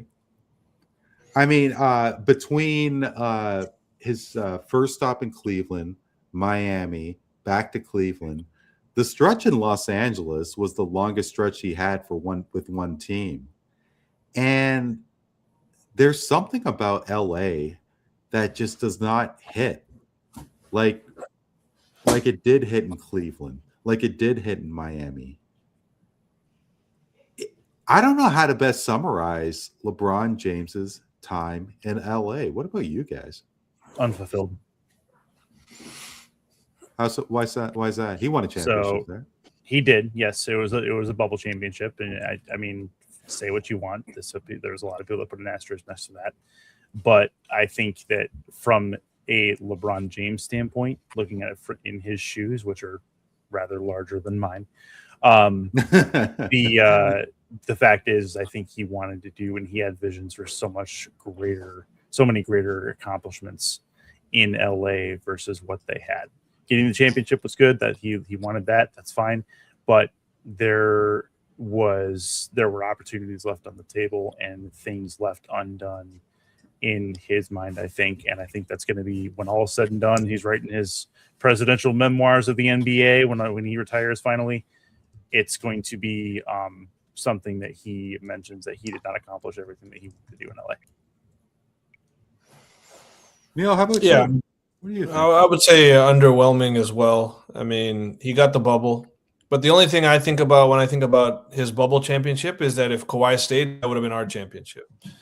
Yeah. And you know, so either way, he got a championship. It just happened to be one of those ones that, you know, isn't as memorable, let's just say. Yeah. But you know, I think a lot of the problems was poor management. Anthony Davis was in and out kind of thing. Yeah. You guys good? Sorry, Neel, are you guys seeing an issue with Neel as well, or is that just me? Yep. Okay. Neil, I think we're okay there. I think we're okay now. Did you want to continue? No, I'm just gonna say it was unfulfilled, like Chris said. But the championship, that is half the battle. He got the one title. He can put his name on a ring with a Lakers symbol on it. That's worth a lot. If he had gone the entire time without winning a ring, then it's disastrous. But he got a ring. AD got a ring. And they went to another, conference finals where I think they might have got swept by Denver. I believe they got swept. I believe they got swept. Yes. Yeah. So I mean, Joker. there's a lot there. I don't think Pelinka did a bang up job. He did. He put it together a nice bubble team, but after that, he was very mid.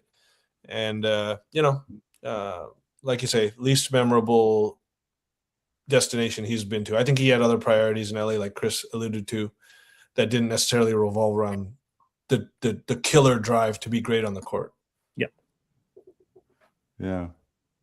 Yeah, it was certainly interesting. And it's going to be just as, if not more interesting, to see LeBron James try and build something with Embiid, Brown, Edgecombe, Maxey, Nick Nurse, and those Philadelphia 76ers.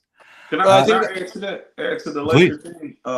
Please. As a Laker fan, it was first of all, it was a bad marriage because you're coming behind Kobe Bryant, and for years the NBA pushed Kobe versus LeBron, and then he decides to go to LA where Kobe is king, and so that was a bad marriage. And then you think about Rob Pelinka, he catches a lot of flack, but wherever LeBron goes, he's the GM.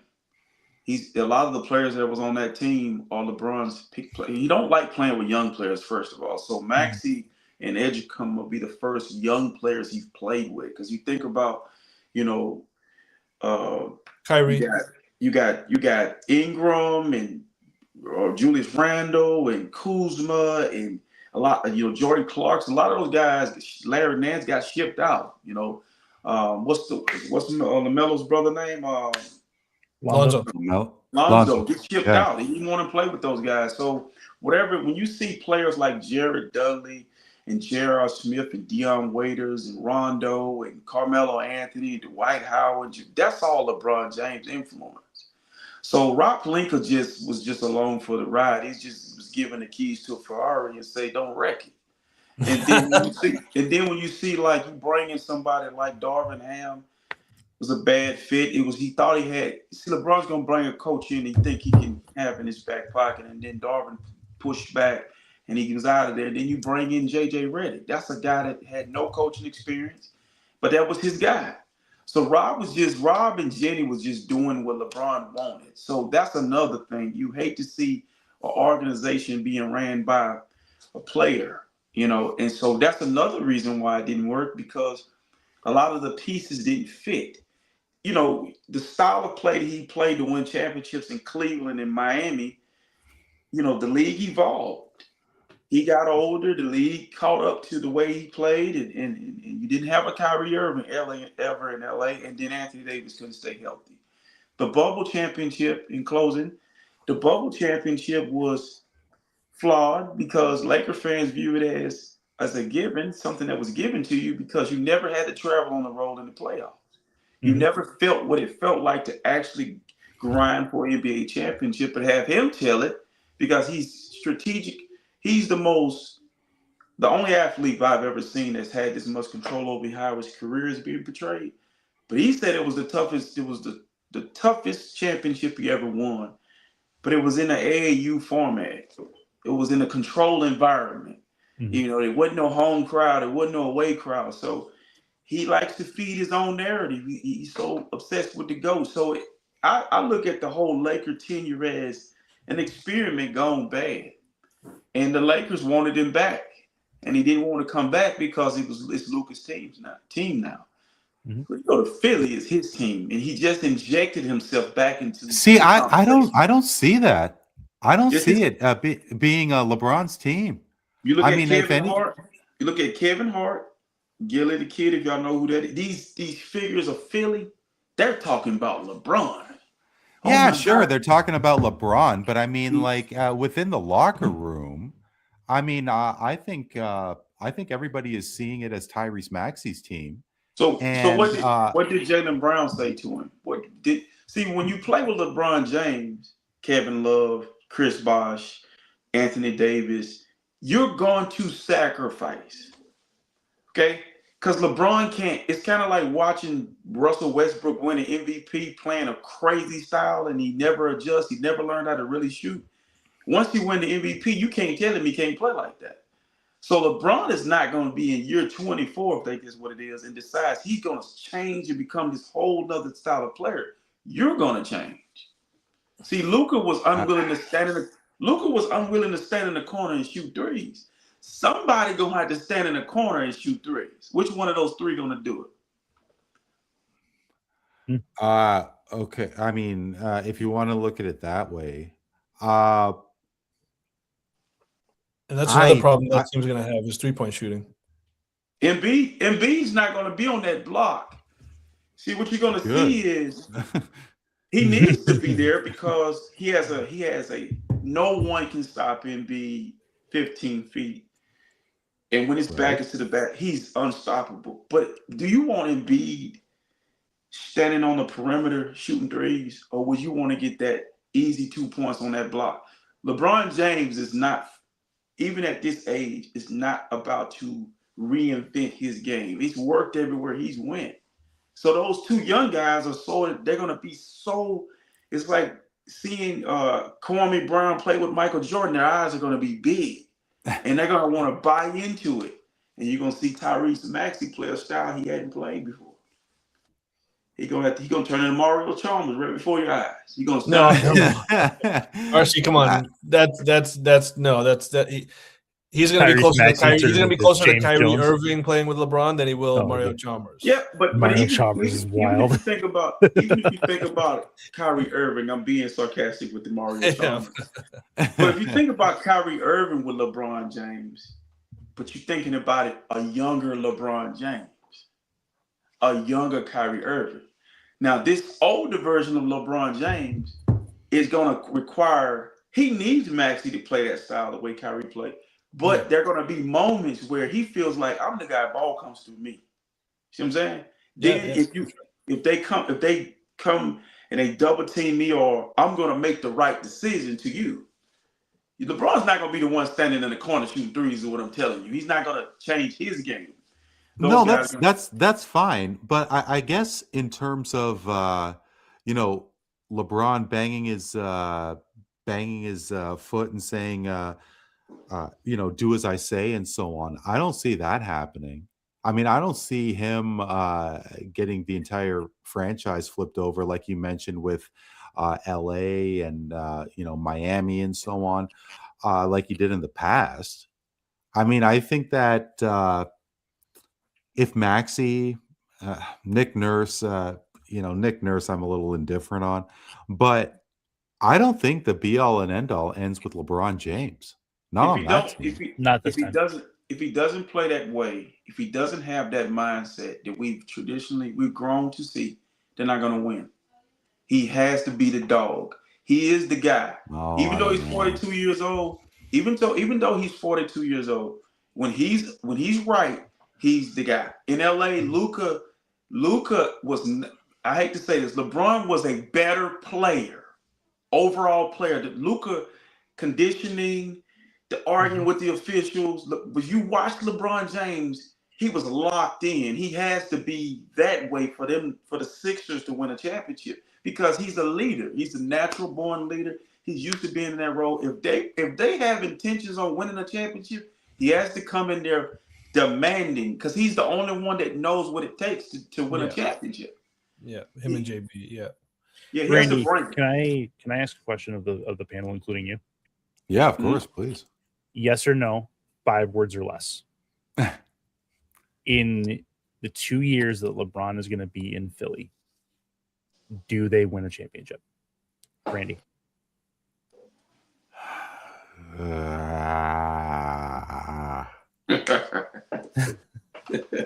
I'll put them in the finals. Do they? Well, anything can happen in the finals. Yeah. Do they win a championship? Eastern Conference Finals. Eastern, there you go. Yeah. That's Neel. All right. What do you think, RC? No, I just watched the Knicks beat a team that they wasn't better than. They were down 20 points every night, and the Spurs found a way to lose. Trust me, the West is going to be tough for the East. It just don't see it happening. Yeah. It's West winning the championship next year. That was 37 words, but I understand your point. But it is a great question, Chris, because anything can happen. I mean, upsets can happen. I mean, we saw this huge romantic run that the New York Knicks had, and I think a lot of us were pulling for New York, which is really weird to say because, I mean, they're the Knicks. But there is something that tells me that they can do it, Philly. Because, I mean, look, is it possible that we're saying no because the it factor could be LeBron James? I mean, why not? Why not? You have another season under Tyrese Maxey's belt. You have a potentially rejuvenated Jaylen Brown. You have VJ Edgecombe, is supposed to be one of the next guys. Mm-hmm. And let's say that Joel Embiid, knock on wood, has a healthy year. Mm-hmm. Why That's not? a lot of ifs. That's a lot of ifs. There is a lot. There's a lot of ifs. There's a whole one thing lot you of can't discount with LeBron is his ability to get to the finals in the East. Yeah, But he just knows he knows what it takes, and if he has the talent around him, high level talent, which he does, he's capable of molding that as the leader on the court, as the coach on the court, so to speak. Maxey will listen to him. I think Maxey's going to take a step up because, sometimes it didn't look pretty. Maxey's putting up numbers, but again, it didn't always look efficient, pretty. He's a great player. He has another level or two to get to, as does Edgecombe. I think these young guys will really benefit from LeBron, and it's just going to take JB playing his role at a super high level and not letting ego get in the way, and they'll be okay. They have a shot as much as any other team to make the finals if they're healthy. It'll be fun to see. That's all. I mean, it'll be fun to see. It's a fun. It's going to be a fun team to watch on TV against like the Spurs, against the Thunder, against the Lakers, against all the teams, against us, the Raps. So Philly's going to be a hot ticket, and for good reason. We'll be very divided on them, and we'll see. And no one's talking about the Raptors, man. Or Detroit. Well, because we don't know, Raptors don't know if Kawhi Leonard is going to be on the team. Okay. NBA put us back in the bubble. Oh, I mean, that is just an absolute. Why is this taking so long? What is out? What I mean, this whole thing went down. How many months ago, Neel? And they're potentially saying that it could be 2027 when they figure out what's going on. It's 2027 till they want to tell us what really happened. They're trying to clean it up, both sides. I mean, it's a messy situation. It's some stuff that's going on in this league that I believe this is not something that's foreign. I'm gonna leave it like that. I believe this goes on. I believe it's happened more than it happened with the Clippers. The problem is that they got to set a precedent. If they let Kawhi off easy or the Clippers off easy, then every other team's going to be like, well, you're not going to do any worse to us when we do something. If we do something, if we get caught doing something. Well, and can I make a point to that effect? Because the thing is there's a solid chance that the Raptors are going to back out of this trade entirely. I'm just going to put that right out there because if they go through with this trade, it has already been said that they take on the liability of the Kawhi Leonard contract. And if the NBA penalizes the Clippers and Kawhi the way things are going, then Toronto eats that money, and they are. But we will only be penalized the Kawhi related. Understood. Understood. Absolutely. But a Kawhi contract in Toronto is still going to be worth multi-millions of dollars. Yeah. And not to mention the cap hits. But please, RC, go ahead. So my question to my guy, my Detroit guy. Yeah. I'm just curious, like, wouldn't it be in the best interest of the NBA to kind of speed this up because Kawhi to the Raptors it's just a more appealing thing than Kawhi going back to the Clippers. But wouldn't it be in their best interest to speed up this process? Why are they taking so long to figure out what's going on? I mean, there's an argument for that, but I think the better argument is that the NBA is taking their time with this because it sets a precedent, like Randy was saying. If there is a precedent set that no team is going to really be punished for circumventing the salary cap by paying your guy under the table, however many millions of dollars, then this needs to be nipped in the bud now. And the repercussions of not nipping this in the bud and being very thorough with how this is handled is going to be more detrimental than the money lost to the money gained to hurrying this through, getting Kawhi to Toronto, and everybody's on with their day. Gotcha. Yep. It always got to be the Clippers, man. Always causing this scandal. Every decade they got a major scandal, and now it's leaking into Canada. It's funny though. I remember the Clippers. My hope is that we negotiate with the Clippers and renegotiate this deal, better terms for us in the event that something may happen, just so the season can get started. And they don't want to see Kawhi, man. The Clippers do not want to see Kawhi come back to LA. I can tell you that with assurance. They do not want him coming back and weighing down a $50 million on their roster. Hell no. They'd rather have what we're sending them. He's not going to play. They think they're winning the deal. They think that they're winning the deal, and we think that we're winning the deal. Nobody wants this not to happen, except the lawyers that the NBA hired. Can I give you an opinion of what I think is going to happen to Kawhi? Sure. I don't think he plays a game for the Clippers anymore. I don't think he plays another game for the Clips, and I don't think he plays a game for the Raptors. I think Kawhi, I disagree. I think he comes to Toronto. I think he comes to Toronto, and he'll be here for suspended maybe 15, 20 games possibly, but he'll play for us. He is, in my opinion, he's getting a year for this. No. Yeah, I fully believe that. But you know what, Neel, I gotta say, I didn't really think it was going to be a year, but the longer and longer that this drags out, why not a year? Mm-hmm. Apparently they'll just talk about a second company that's not Aspiration being involved. I think this comes down harder on the Clippers because if it's circumvention of the cap, then it has to be the Clippers, because it's not just Kawhi going and getting a deal from Aspiration independent of the Clippers. Then the Clippers wouldn't even be in the situation. Right. They are in the situation on both sides. They facilitated it. Mm-hmm. It wasn't Kawhi that facilitated it. They were trying to convince Kawhi that they can get him this extra bag under the table. And Kawhi's like, sure, okay, that works. But it was the Clippers that did all the facilitation. Kawhi could almost play the victim card here. Not really, but sort of.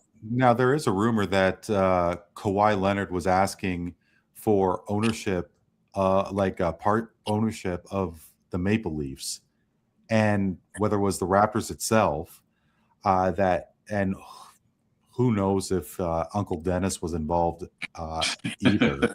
Yeah, it was basically Uncle Dennis. He was trying to grease his palms under the table. Okay, so if there was a second company, maybe, and I can't remember if one of you guys was alluding to this, but maybe this goes way beyond Kawhi Leonard. Maybe this goes on with other players. Maybe this goes on with players in other leagues. And that I think, Neel, to Chris's point, I think that the NBA really needs to come down correctly. And I don't think 20 games is good enough. And of course, I was foaming at the mouth to the fact that Kawhi Leonard was going to come back to Toronto. But if I'm Adam Silver, I really believe that they're going to come down hard if, in fact, Kawhi Leonard took X amount of dollars outside of the cap. You can't penalize Kawhi more than you can penalize the Clippers. And keep in mind, Steve Ballmer is one of Adam Silver's most close friend, like allies within the ownership circles of the NBA. Ballmer and Silver are tight.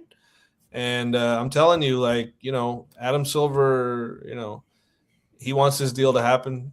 He doesn't want the Clippers to go back to being this black mark on the NBA. He wants this over with. He wants it not in the headlines. But unfortunately, they're hiring third-party independent people to run this investigation, and Exactly. the NBA sort of is at their mercy to a sense.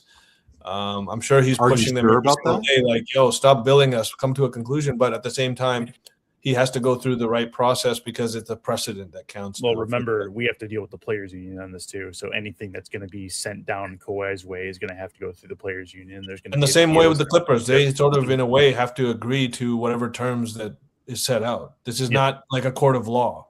This is a situation where, there's mediation and stuff like that going to happen. So that's another whole side of the process as well. Which is part of the reason it's taking so long.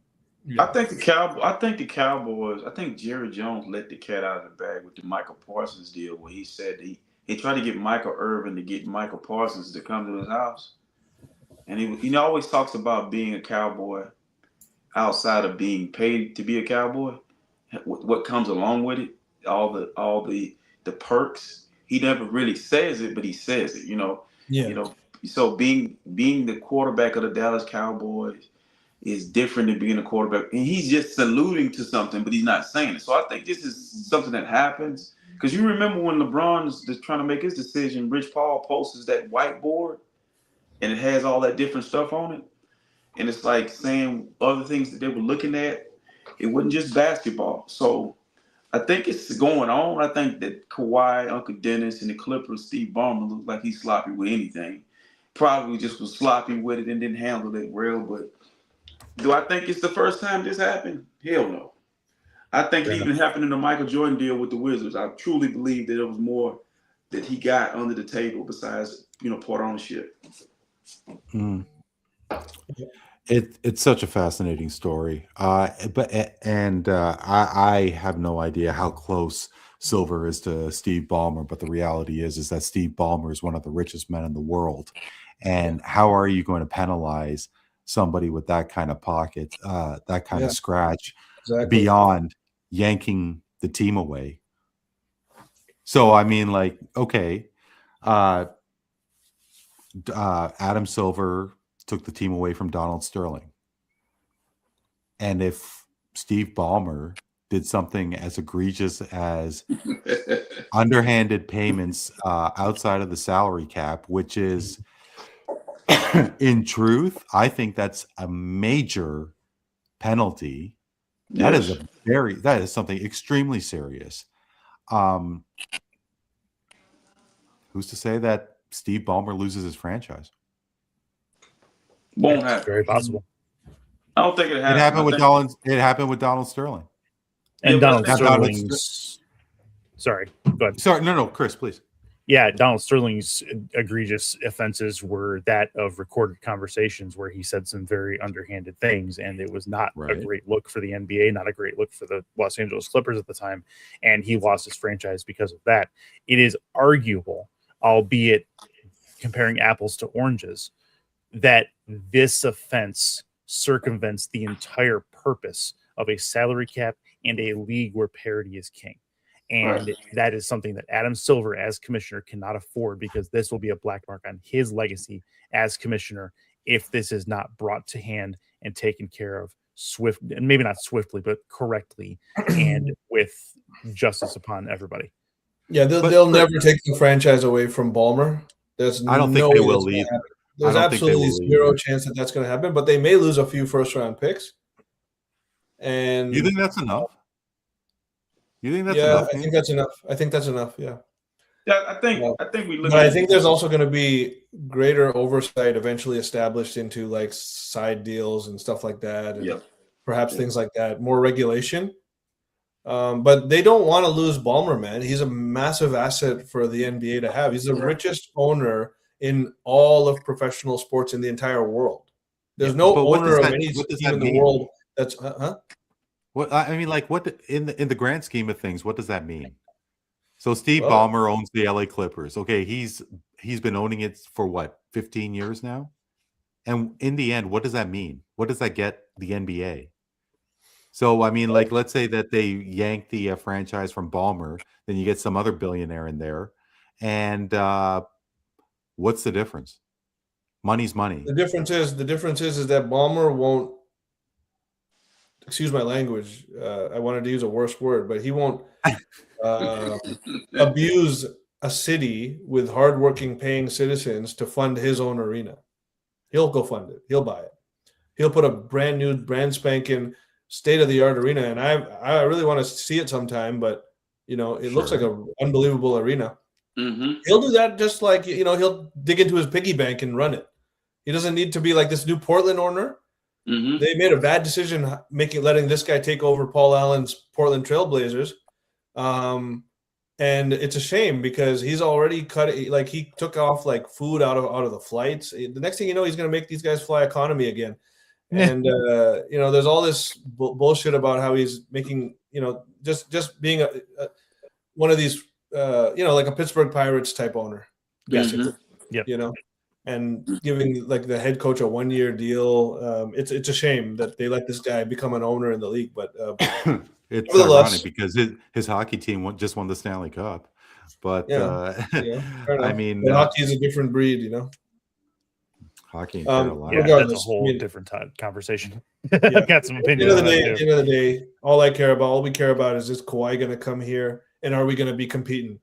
And I'm just hoping the answer is yes, because it was such a fun kind of week when we acquired him and before all this BS started coming about, and we, all the memories of 7 years ago and whatnot, and the team we have around him that potentially is dangerous. I mean, look at Philly and look at Toronto. You got a lot more offensive firepower there. You got a lot more defensive firepower here. Let's battle. Yep. And that enters another team into the race. And I think Toronto will be formidable because Scotty Barnes is emerging. Detroit is not going anywhere. They're actually going to be pissed off. I think Detroit's going to be really motivated because they're not being spoken about. But I hope the Kawhi plays too. But I think Steve Ballmer is okay. He can buy his way out of anything. Yeah.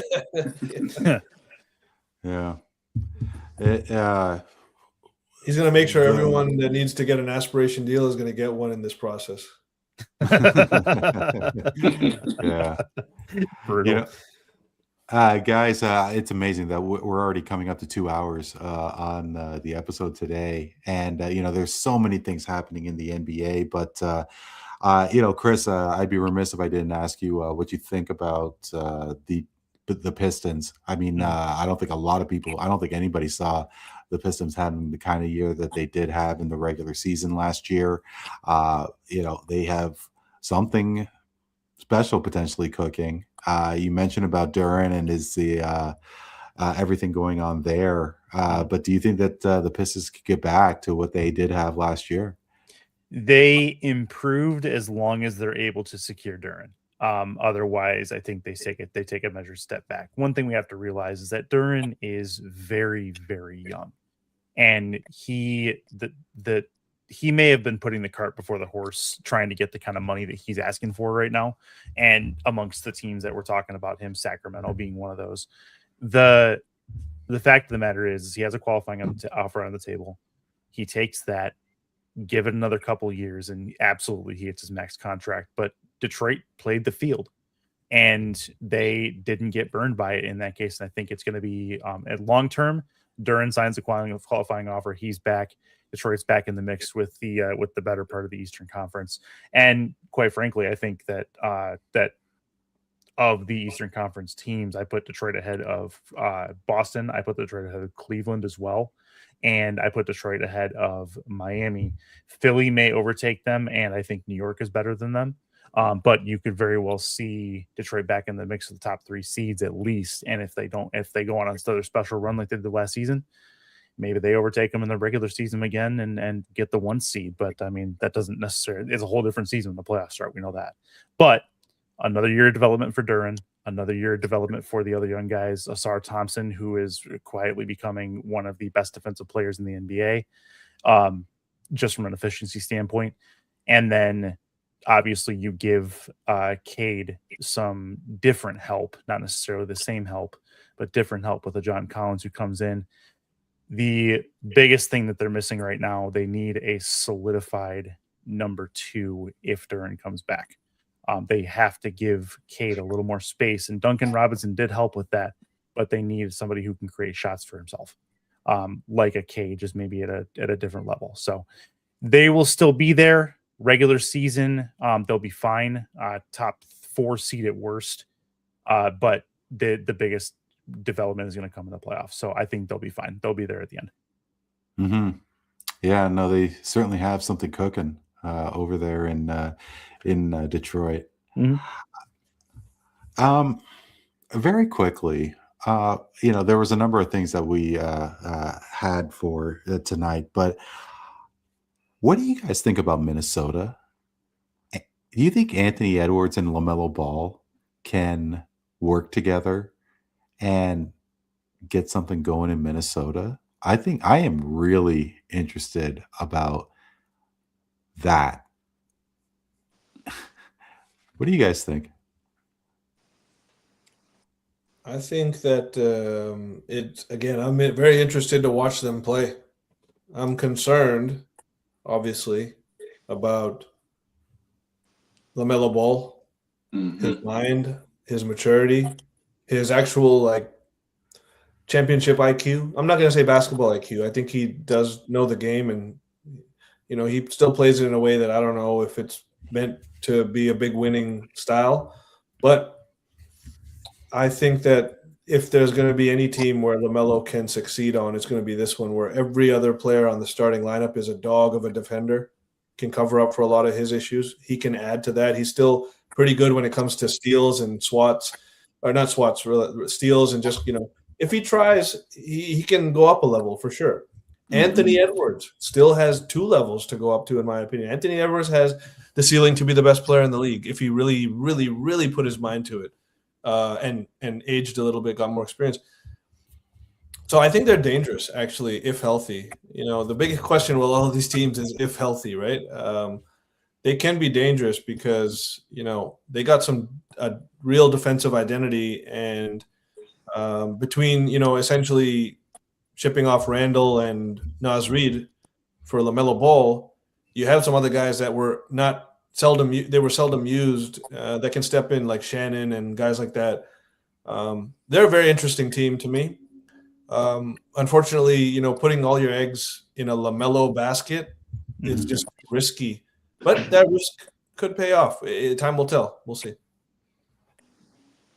I have something to add, but I don't want to cut off RC if he has something.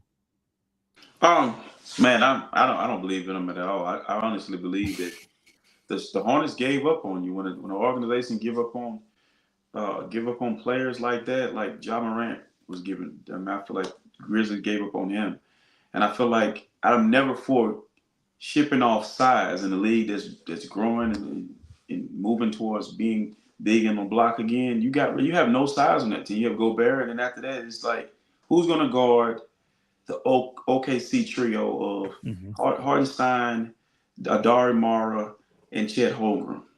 And then you got to go play. You see what San Antonio did. They got bigger, added some bigger pieces. So, I mean, I don't even think Anthony Edwards finishes there. At some point, he probably ends up somewhere else. But I wouldn't want to coach that team because, yeah, they have dogs, and they're going to guard and they're going to defend, but you still got rid of size. And, it's going to be tough in the West without size. So, yeah. I don't believe in them at all. I hate to be negative, but that's just my honest opinion. Chris, looks like you're the tiebreaker. What do you think? I am 100% with RC here. So I'm going to give you 5 teams in the Western Conference. I'm going to give you the Thunder, the Spurs, the Nuggets, the Lakers, and I'll maybe give you the Rockets. Okay. Are the Timberwolves better as currently constructed with LaMelo Ball than any of those 5 teams? I'd say maybe the Rockets. I'd say the Rockets and maybe the Lakers as well. Yeah. I'm not convinced on the Lakers. Okay. Fair enough. But Timberwolves were 49-33 last year. Okay. They were the 6th seed in the Western Conference. I don't think LaMelo Ball moves the needle, and I think they take a measured step back. Very interesting. I mean, 49-33 in the Eastern Conference gets you a pretty good seed. The 6th seed in the Western Conference is tough. Don't get me wrong. And do they win more than 50 games, losing the pieces that they lost and gaining a LaMelo Ball? I don't think so. And don't forget about, RC just mentioned John Morant. The Blazers could be pretty damn good this year. I mean, with Damian Lillard coming back, John Morant, I don't know if you guys have seen, but the guy is discovering nature. He's going for kayak rides, canoeing. He's really becoming a man of the woods. So essentially, he went from guns blazing on the Grizzlies to now searching for Grizzlies on the Blazers. I like it. I like it. Well, take the Blazers then, put them in for the Rockets. And so are the Wolves better than the Blazers? And I think the Mavericks are going to be better. I think the Mavericks actually have a head coach. I'm for seeing the Mavericks take another step. I don't trust LaMelo Ball. I just don't. They gave up on him in Charlotte. Charlotte actually got a lot clean cut. If you look at the team now, it's like they got rid of Miles Bridges and LaMelo, and they got guys that could be faces of their franchise. So. Yep. Hey. Future team with the Hornets. I like the moves. The one counterpoint, RC, that I will tell you is last season I think was LaMelo's best season. Yeah, when he was available. He looked good at times. He made other guys around him better. He still had that immaturity, that kind of zesty diva kind of vibe to him. But now he's on a team that has been to the Western Conference Finals 2 times in a row. He's with a guy that he's not the best player on the team no more. It's not his team. You don't have that pressure. It's Ant, who is his boy, by the way. They're both 24 years. They're both only 24 years old. They're going to be growing together. And everyone around them, like I say, is a grizzled veteran that likes to bully other guys on the other team. So it might be the most ideal situation for LaMelo, is all I'm saying, of any other team in the league for him to actually thrive. It's all up to him. Mm-hmm. Charlotte was not that ideal situation for him at any point. Yeah, that's a 45 win team in my opinion. Oh, I'm going to say this year 50. I'm going to say they got 50 wins. Yeah, it's hard to say. Health permits everything, right? Sure. Yeah. So you guys are thinking 45-50 for Minnesota? I think Phoenix is going to be better. I really do. I really feel like you look at what Phoenix they brought back. They got Miles Bridges is a good player, and Jalen Green when he's healthy, and Dylan Brooks and Booker. I mean, I just think Minnesota, to me, they committed a cardinal sin. You don't get rid of your size, man. I mean, Nas Reed really helped them a lot. Oh yeah, so, absolutely. Guys, very quickly over to the NFL, and what are we seeing with Kansas City? Patrick Mahomes goes down, and the reports are saying that he will be ready to go for opening week. An ACL injury for a quarterback. I mean, that's a pretty big deal. You guys think, well, here, let's put it this way. And Neel being a Buffalo fan, this might be, let's merge all three together. And actually, I have to give credit to TSN Radio here in Toronto, because I heard this question. I thought it was fantastic. Between Kansas City, Buffalo, and Baltimore, are you guys convinced that all three are going to make the playoffs? No. Mm-hmm. Which team is going to, if it's more than one, please feel free to share. But I mean, Neel, like everybody was thinking that Buffalo was going to make the Super Bowl last year, and they lose out to Jacksonville. And Denver. What's the difference between Denver? Excuse me. What's the difference between last year and this year? And I do think Buffalo's. But I think Buffalo's the best team out of those three going into this year. I mean, who did I say this about? Philly. The Philly, the 76ers, but in the sense that we're not going to have a problem on offense. It's going to be the defense that defines our season. I think we made good changes there. We have a new defensive coordinator, so that's always a new shot in the arm, new head coach, and a couple of big names that we added to the defense, which there's no doubt that are at least our biggest weakness, which was our stopping the run last year, will be shored up at least moderately this year. I think, across the board, there's enough reason to hope and think that we will be at least as good as last year. And I think we'll be better, to be quite honest. I think that there was some extenuating factors that kind of affected us last year. But out of the other two teams, I would say that, Kansas City looked really bad last year. They looked old. They looked broken down. Mahomes. I don't know what they did this year to really make me think that they're suddenly going to become that dynastic team that we saw a few years ago, or even just 3 years ago. And Baltimore again is a question mark. So I don't think all three will make it. I think one out of Kansas City and Baltimore will, but I would be very surprised if all three did, because I kind of think that Lamar Jackson, he's still a really good player, but we got to remember Derrick Henry is getting another year older, and he's already at the tail end. And Lamar Jackson just has lost some of his trademark speed as well, and I don't think that he's ever going to really have that second win like Michael Vick had, becoming a really good passer after starting his career as a really good dual threat. So Buffalo number one out of there, and if I had to pick, I'd probably put Kansas City number two, but that's only because I believe that Mahomes is that guy that will look to avenge what happened last year. The thought for me is, yes, Buffalo's in. There's no doubt about that.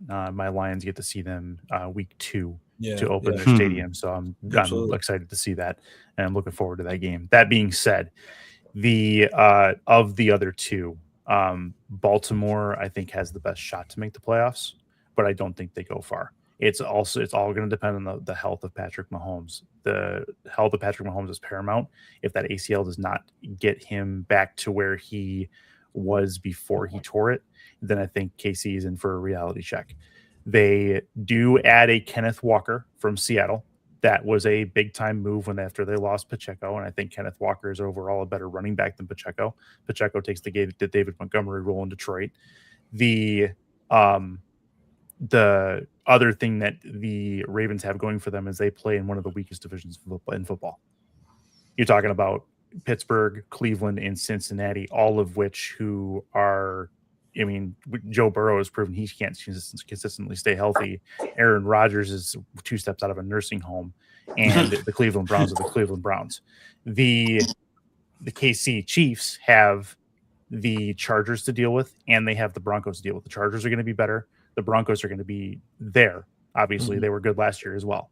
So the Chiefs are going to have a harder road to hoe to get to the playoffs and to the top of that division, or even into the AFC wild card, because they play both the Chargers and the Broncos twice, versus the Ravens, who their division opponents are not going to be nearly as difficult in theory on paper.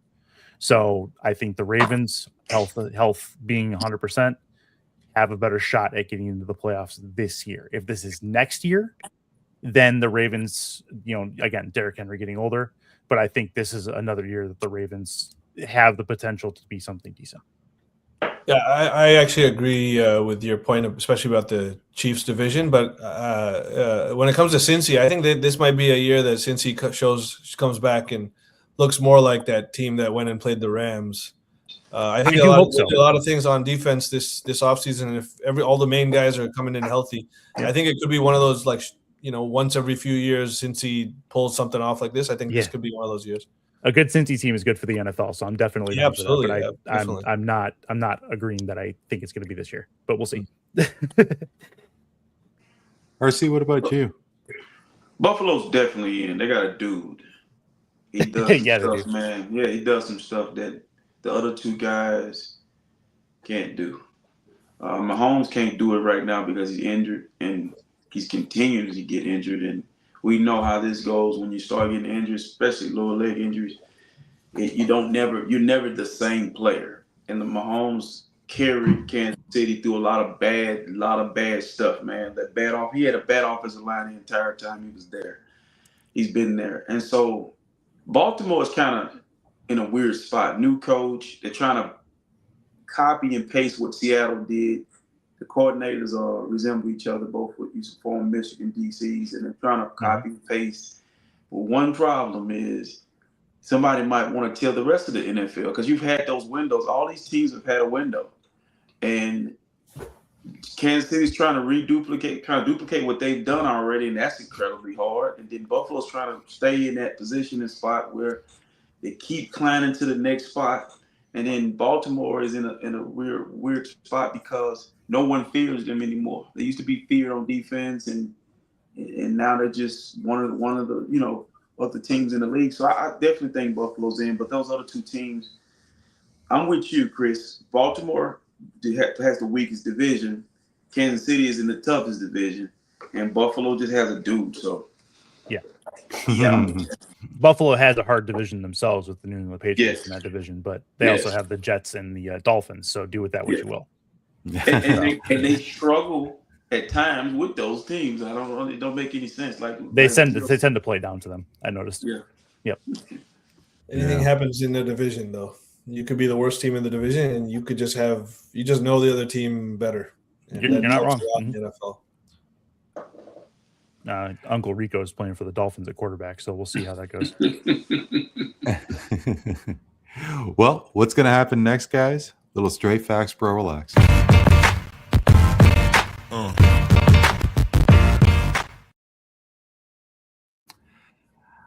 So, guys, I did give Chris the rundown. I'm going to drop a statement. You're going to tell me straight facts or bro relax, and you are going to tell me why. And Chris, as a Red Wings fan, and I'm assuming you were born and raised in Michigan, yep, that it must be very difficult for you to see Dylan Larkin wanting to trade out of Detroit. He did sign a long-term contract, and he has requested a trade. Steve Yzerman is now out as GM. And Dylan Larkin only gave reported three destinations of where he wanted to be traded to. Apparently, the number did expand to 5, but I mean, when there's 32 teams in the league, he's not really doing Detroit. Not a high list, exactly. Not a high list at all. But the NHL season is 2 months away. There doesn't seem to be any headway at all in terms of trade. Of course, anything can happen. But what if it doesn't? Chris, Dylan Larkin will remain a Red Wing at the start of the season. Straight facts, bro, relax. Straight facts. 100%. He is still a Red Wing, and he will be one, I think, at least until the trade deadline, if not until next offseason. The thing we're looking at is they still haven't named a GM replacement, which makes sense to me because they're looking not just in the organization, but outside the organization. My personal opinion, they need to hire outside the family. And the fact is nobody is going to make a move without a GM in place, first and foremost. That GM search is likely going to extend to probably a couple of weeks before the season even starts. And there is not going to be a move that's made 2 weeks out from the season starting. Dylan Larkin will start the season as a Red Wing. He's already been stripped of the C. He does not have the C. The Red Wings do not have a captain right now. And I think that's how it is going to start. There's a chance that Mo Seider gets the captaincy, but it will not be right away.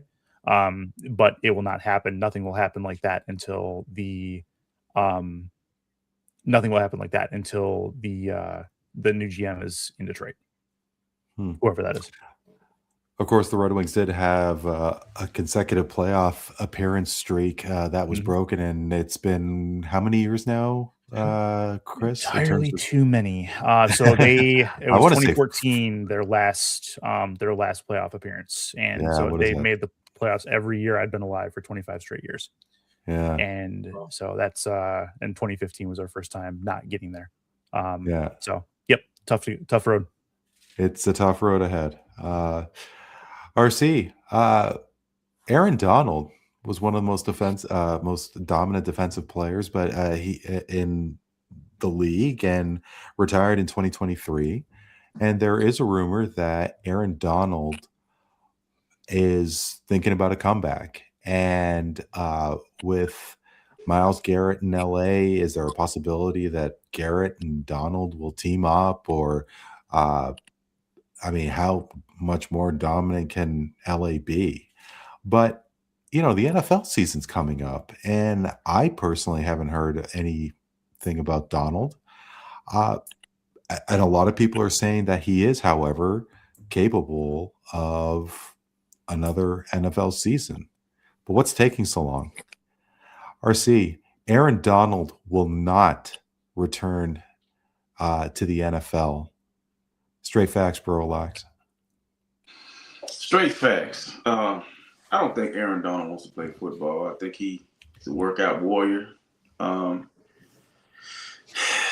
when I say that, then he might be pulling a fast one on me and be not wanting to attend training camp because he vocalized that, said he don't like training camp at this age and stage. So he could be trying to swindle his way out of that. But I don't see where there's no guarantee that he plays and they win a Super Bowl. The Super Bowl is in so far, but we've seen only a handful of teams play in their home stadium when it comes to playing in the Super Bowl. But I think he won't play. That's me personally, but it wouldn't surprise me if he did. So I think we can relax on that. Straight facts. Yeah, straight facts. It would have been impressive to see Aaron Donald come back, but I mean, we have seen a lot of star players, especially in the NFL, do everything possible to skip training camp and just go right into the regular season. Could the same thing happen with Aaron Donald? Last and certainly not least, Neel, you definitely had a surprise, I suppose, with the New England Patriots, your rival division mate, going to the Super Bowl, and Drake May leading that team. And there was a lot of hype around Drake May, especially during that run. Could he be the heir apparent to Tom Brady? Or was that just a flash in the pan? Neel, Drake May will suffer a down year next season. Straight facts, bro, relax. Oh, you are muted, Neel. Yeah, I'm going to say straight facts, but that comes in relativity to what his season was last year. If you're considering a down year anything worse than what he had last year, then it's 100% straight facts. Because last year he was obviously second in MVP voting. Right. He lost to Stafford, and it was close. Mm-hmm. But also he, benefited from a pretty healthy year until the playoffs. He remained upright and healthy in the playoffs. He got pretty injured. He was definitely banged up against Denver and then against Seattle. Shoulder, who knows? I'm sure he'll come back from it, but then he becomes a little bit of a fragility situation. Will he stay upright the whole year, especially with their disastrous offensive line? Now, a lot of it will ride on that offensive line. People talk about A.J. Brown coming there. What's more important is his offensive line. And his offensive line is going to determine how many times he actually got the time to throw deep to A.J. in the first place. And so, this guy, Will Campbell, and whoever they drafted in the first round, another OL. Will Campbell is probably a more important player this season than A.J. Brown or even Drake. Not Drake May, but A.J. Brown anyways, because this guy was the fifth pick in the draft, and he was not ready. And he was a constant kind of, target liability of defensive rushing attacks or pass rushing attacks.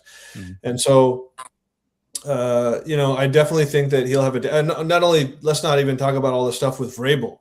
How much is this line going to be in the game this year?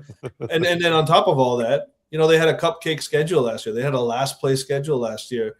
A lot of those games were just given to them, and they played a lot of shitty defenses. This year, they're not going to be the same. They're going to get a first place schedule this year. And that's where a lot of things can change. If nothing changes and the only thing that changes is your schedule, you could still go from first in the division to third in the division, no problem.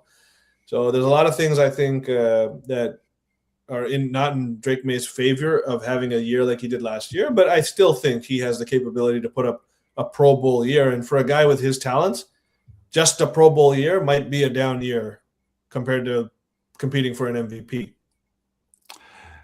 I certainly get what you're saying because it was a fantastic near MVP season for Drake May. And Wow, it's hard to believe that football season is just over a month away.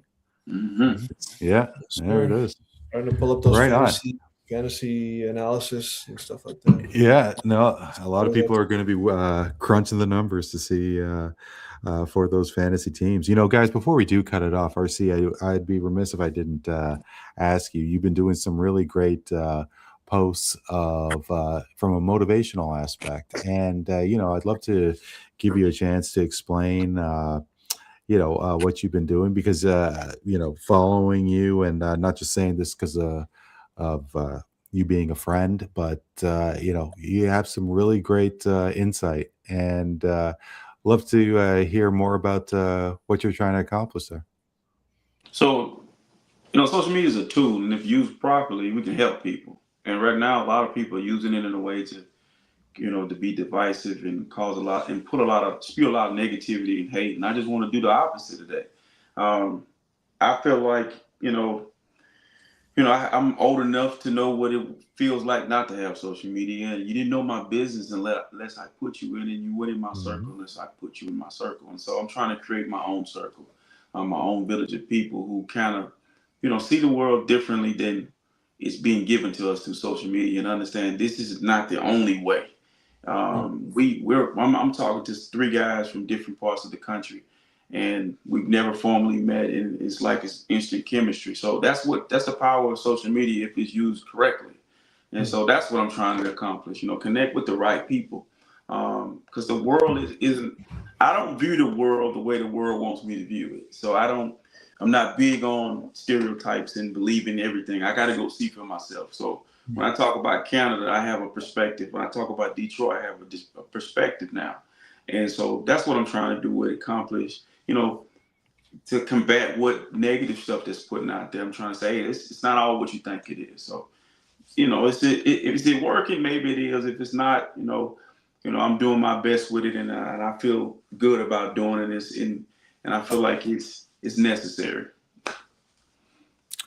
It certainly is because I believe I'm a couple years older than you, and it just seemed that life was so much easier without social media, It and was. it's such a drug, and it's so addictive, and we just led into you know uh, these channels where people are left envious and hateful, and there's just you know, gone are those days where, just take something at face value and just walk away. Right. Everything is just so polarizing, and it's very scary. Like for a man who doesn't have kids myself, I'm very scared for my nephew's generation, and even for the time that we have left on this planet.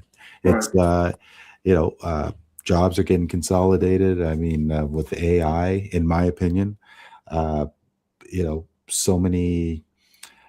I mean, so many in terms of mass shootings and a lot of hate. It just, I do believe that it's the same planet, but I think we, especially men, have Mhm. just taken a step back in terms of our ability to communicate with each other. It's such a shame. And RC, kudos. Like you're doing some really great work, and I really do hope that Great.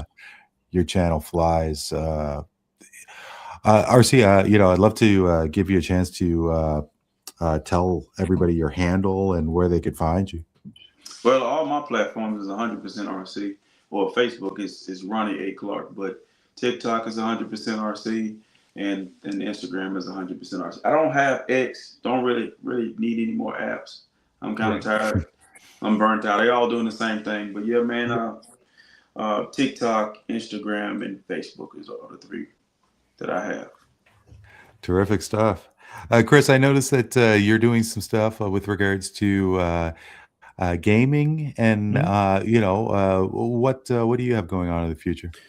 So hopefully more of this. Trying to keep myself relevant in the podcast space like this, and it's been a lot of fun talking sports and being a part of the roundtable here. But typically, I am a gamer at heart. I do some streaming with TikTok, and I do a little bit on the Purple Site Twitch as well. But at the same point, it's I've got a community of people that I play with and I've been playing with for right around 16 years. The guys that I play hockey with, NHL 26 for EA, and the rest of the NHL games since then. That happens on TikTok at C Curtis 3974, first initial last name 3974, is where you'll find me there. And then do college football, hockey, baseball, a little bit of retro racing, golf, Call of Duty, just a little bit of everything, a little bit of variety. This gets a chance to get to know me, gets me a chance to get to know you. It's TikTok is great for discoverability. So for gaming, it's very underrated, and I'm looking forward to growing that. Excellent. No, I have a PlayStation myself. Something tells me you could absolutely dust me in any sport, but you know what? I'll see if I could give you a find. And I'm definitely. I love sports. I just got into hockey, Chris. So you have to bear with me. No, I get that. I do I do a CFB college football connected dynasty with me and 16 other people, and we spin a wheel for a 1-star team, and my 1-star team happens to be Air Force for CFB 27. So I get to build them from the ground up, and we'll see how that goes. Right. So awesome stuff. Yeah, Neel, I guess when you and I connect again in terms of social media, that's our little show is basically what either of us are going, unlike these two gentlemen here. Yeah. So, but yeah, it's always a good thing.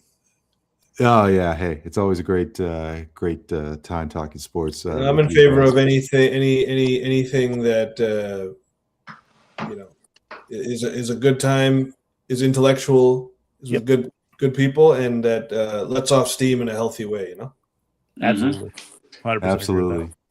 Discussion, and yeah, sure, we are using technology, but the fact that we're using our minds and our mouths and, not texting, I think that's a good thing for sure. Yeah, for sure. Guys, thank you so much. Really appreciate it.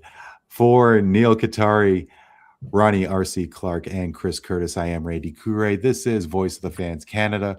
Hope you're doing well and keeping safe. We will talk to you next time.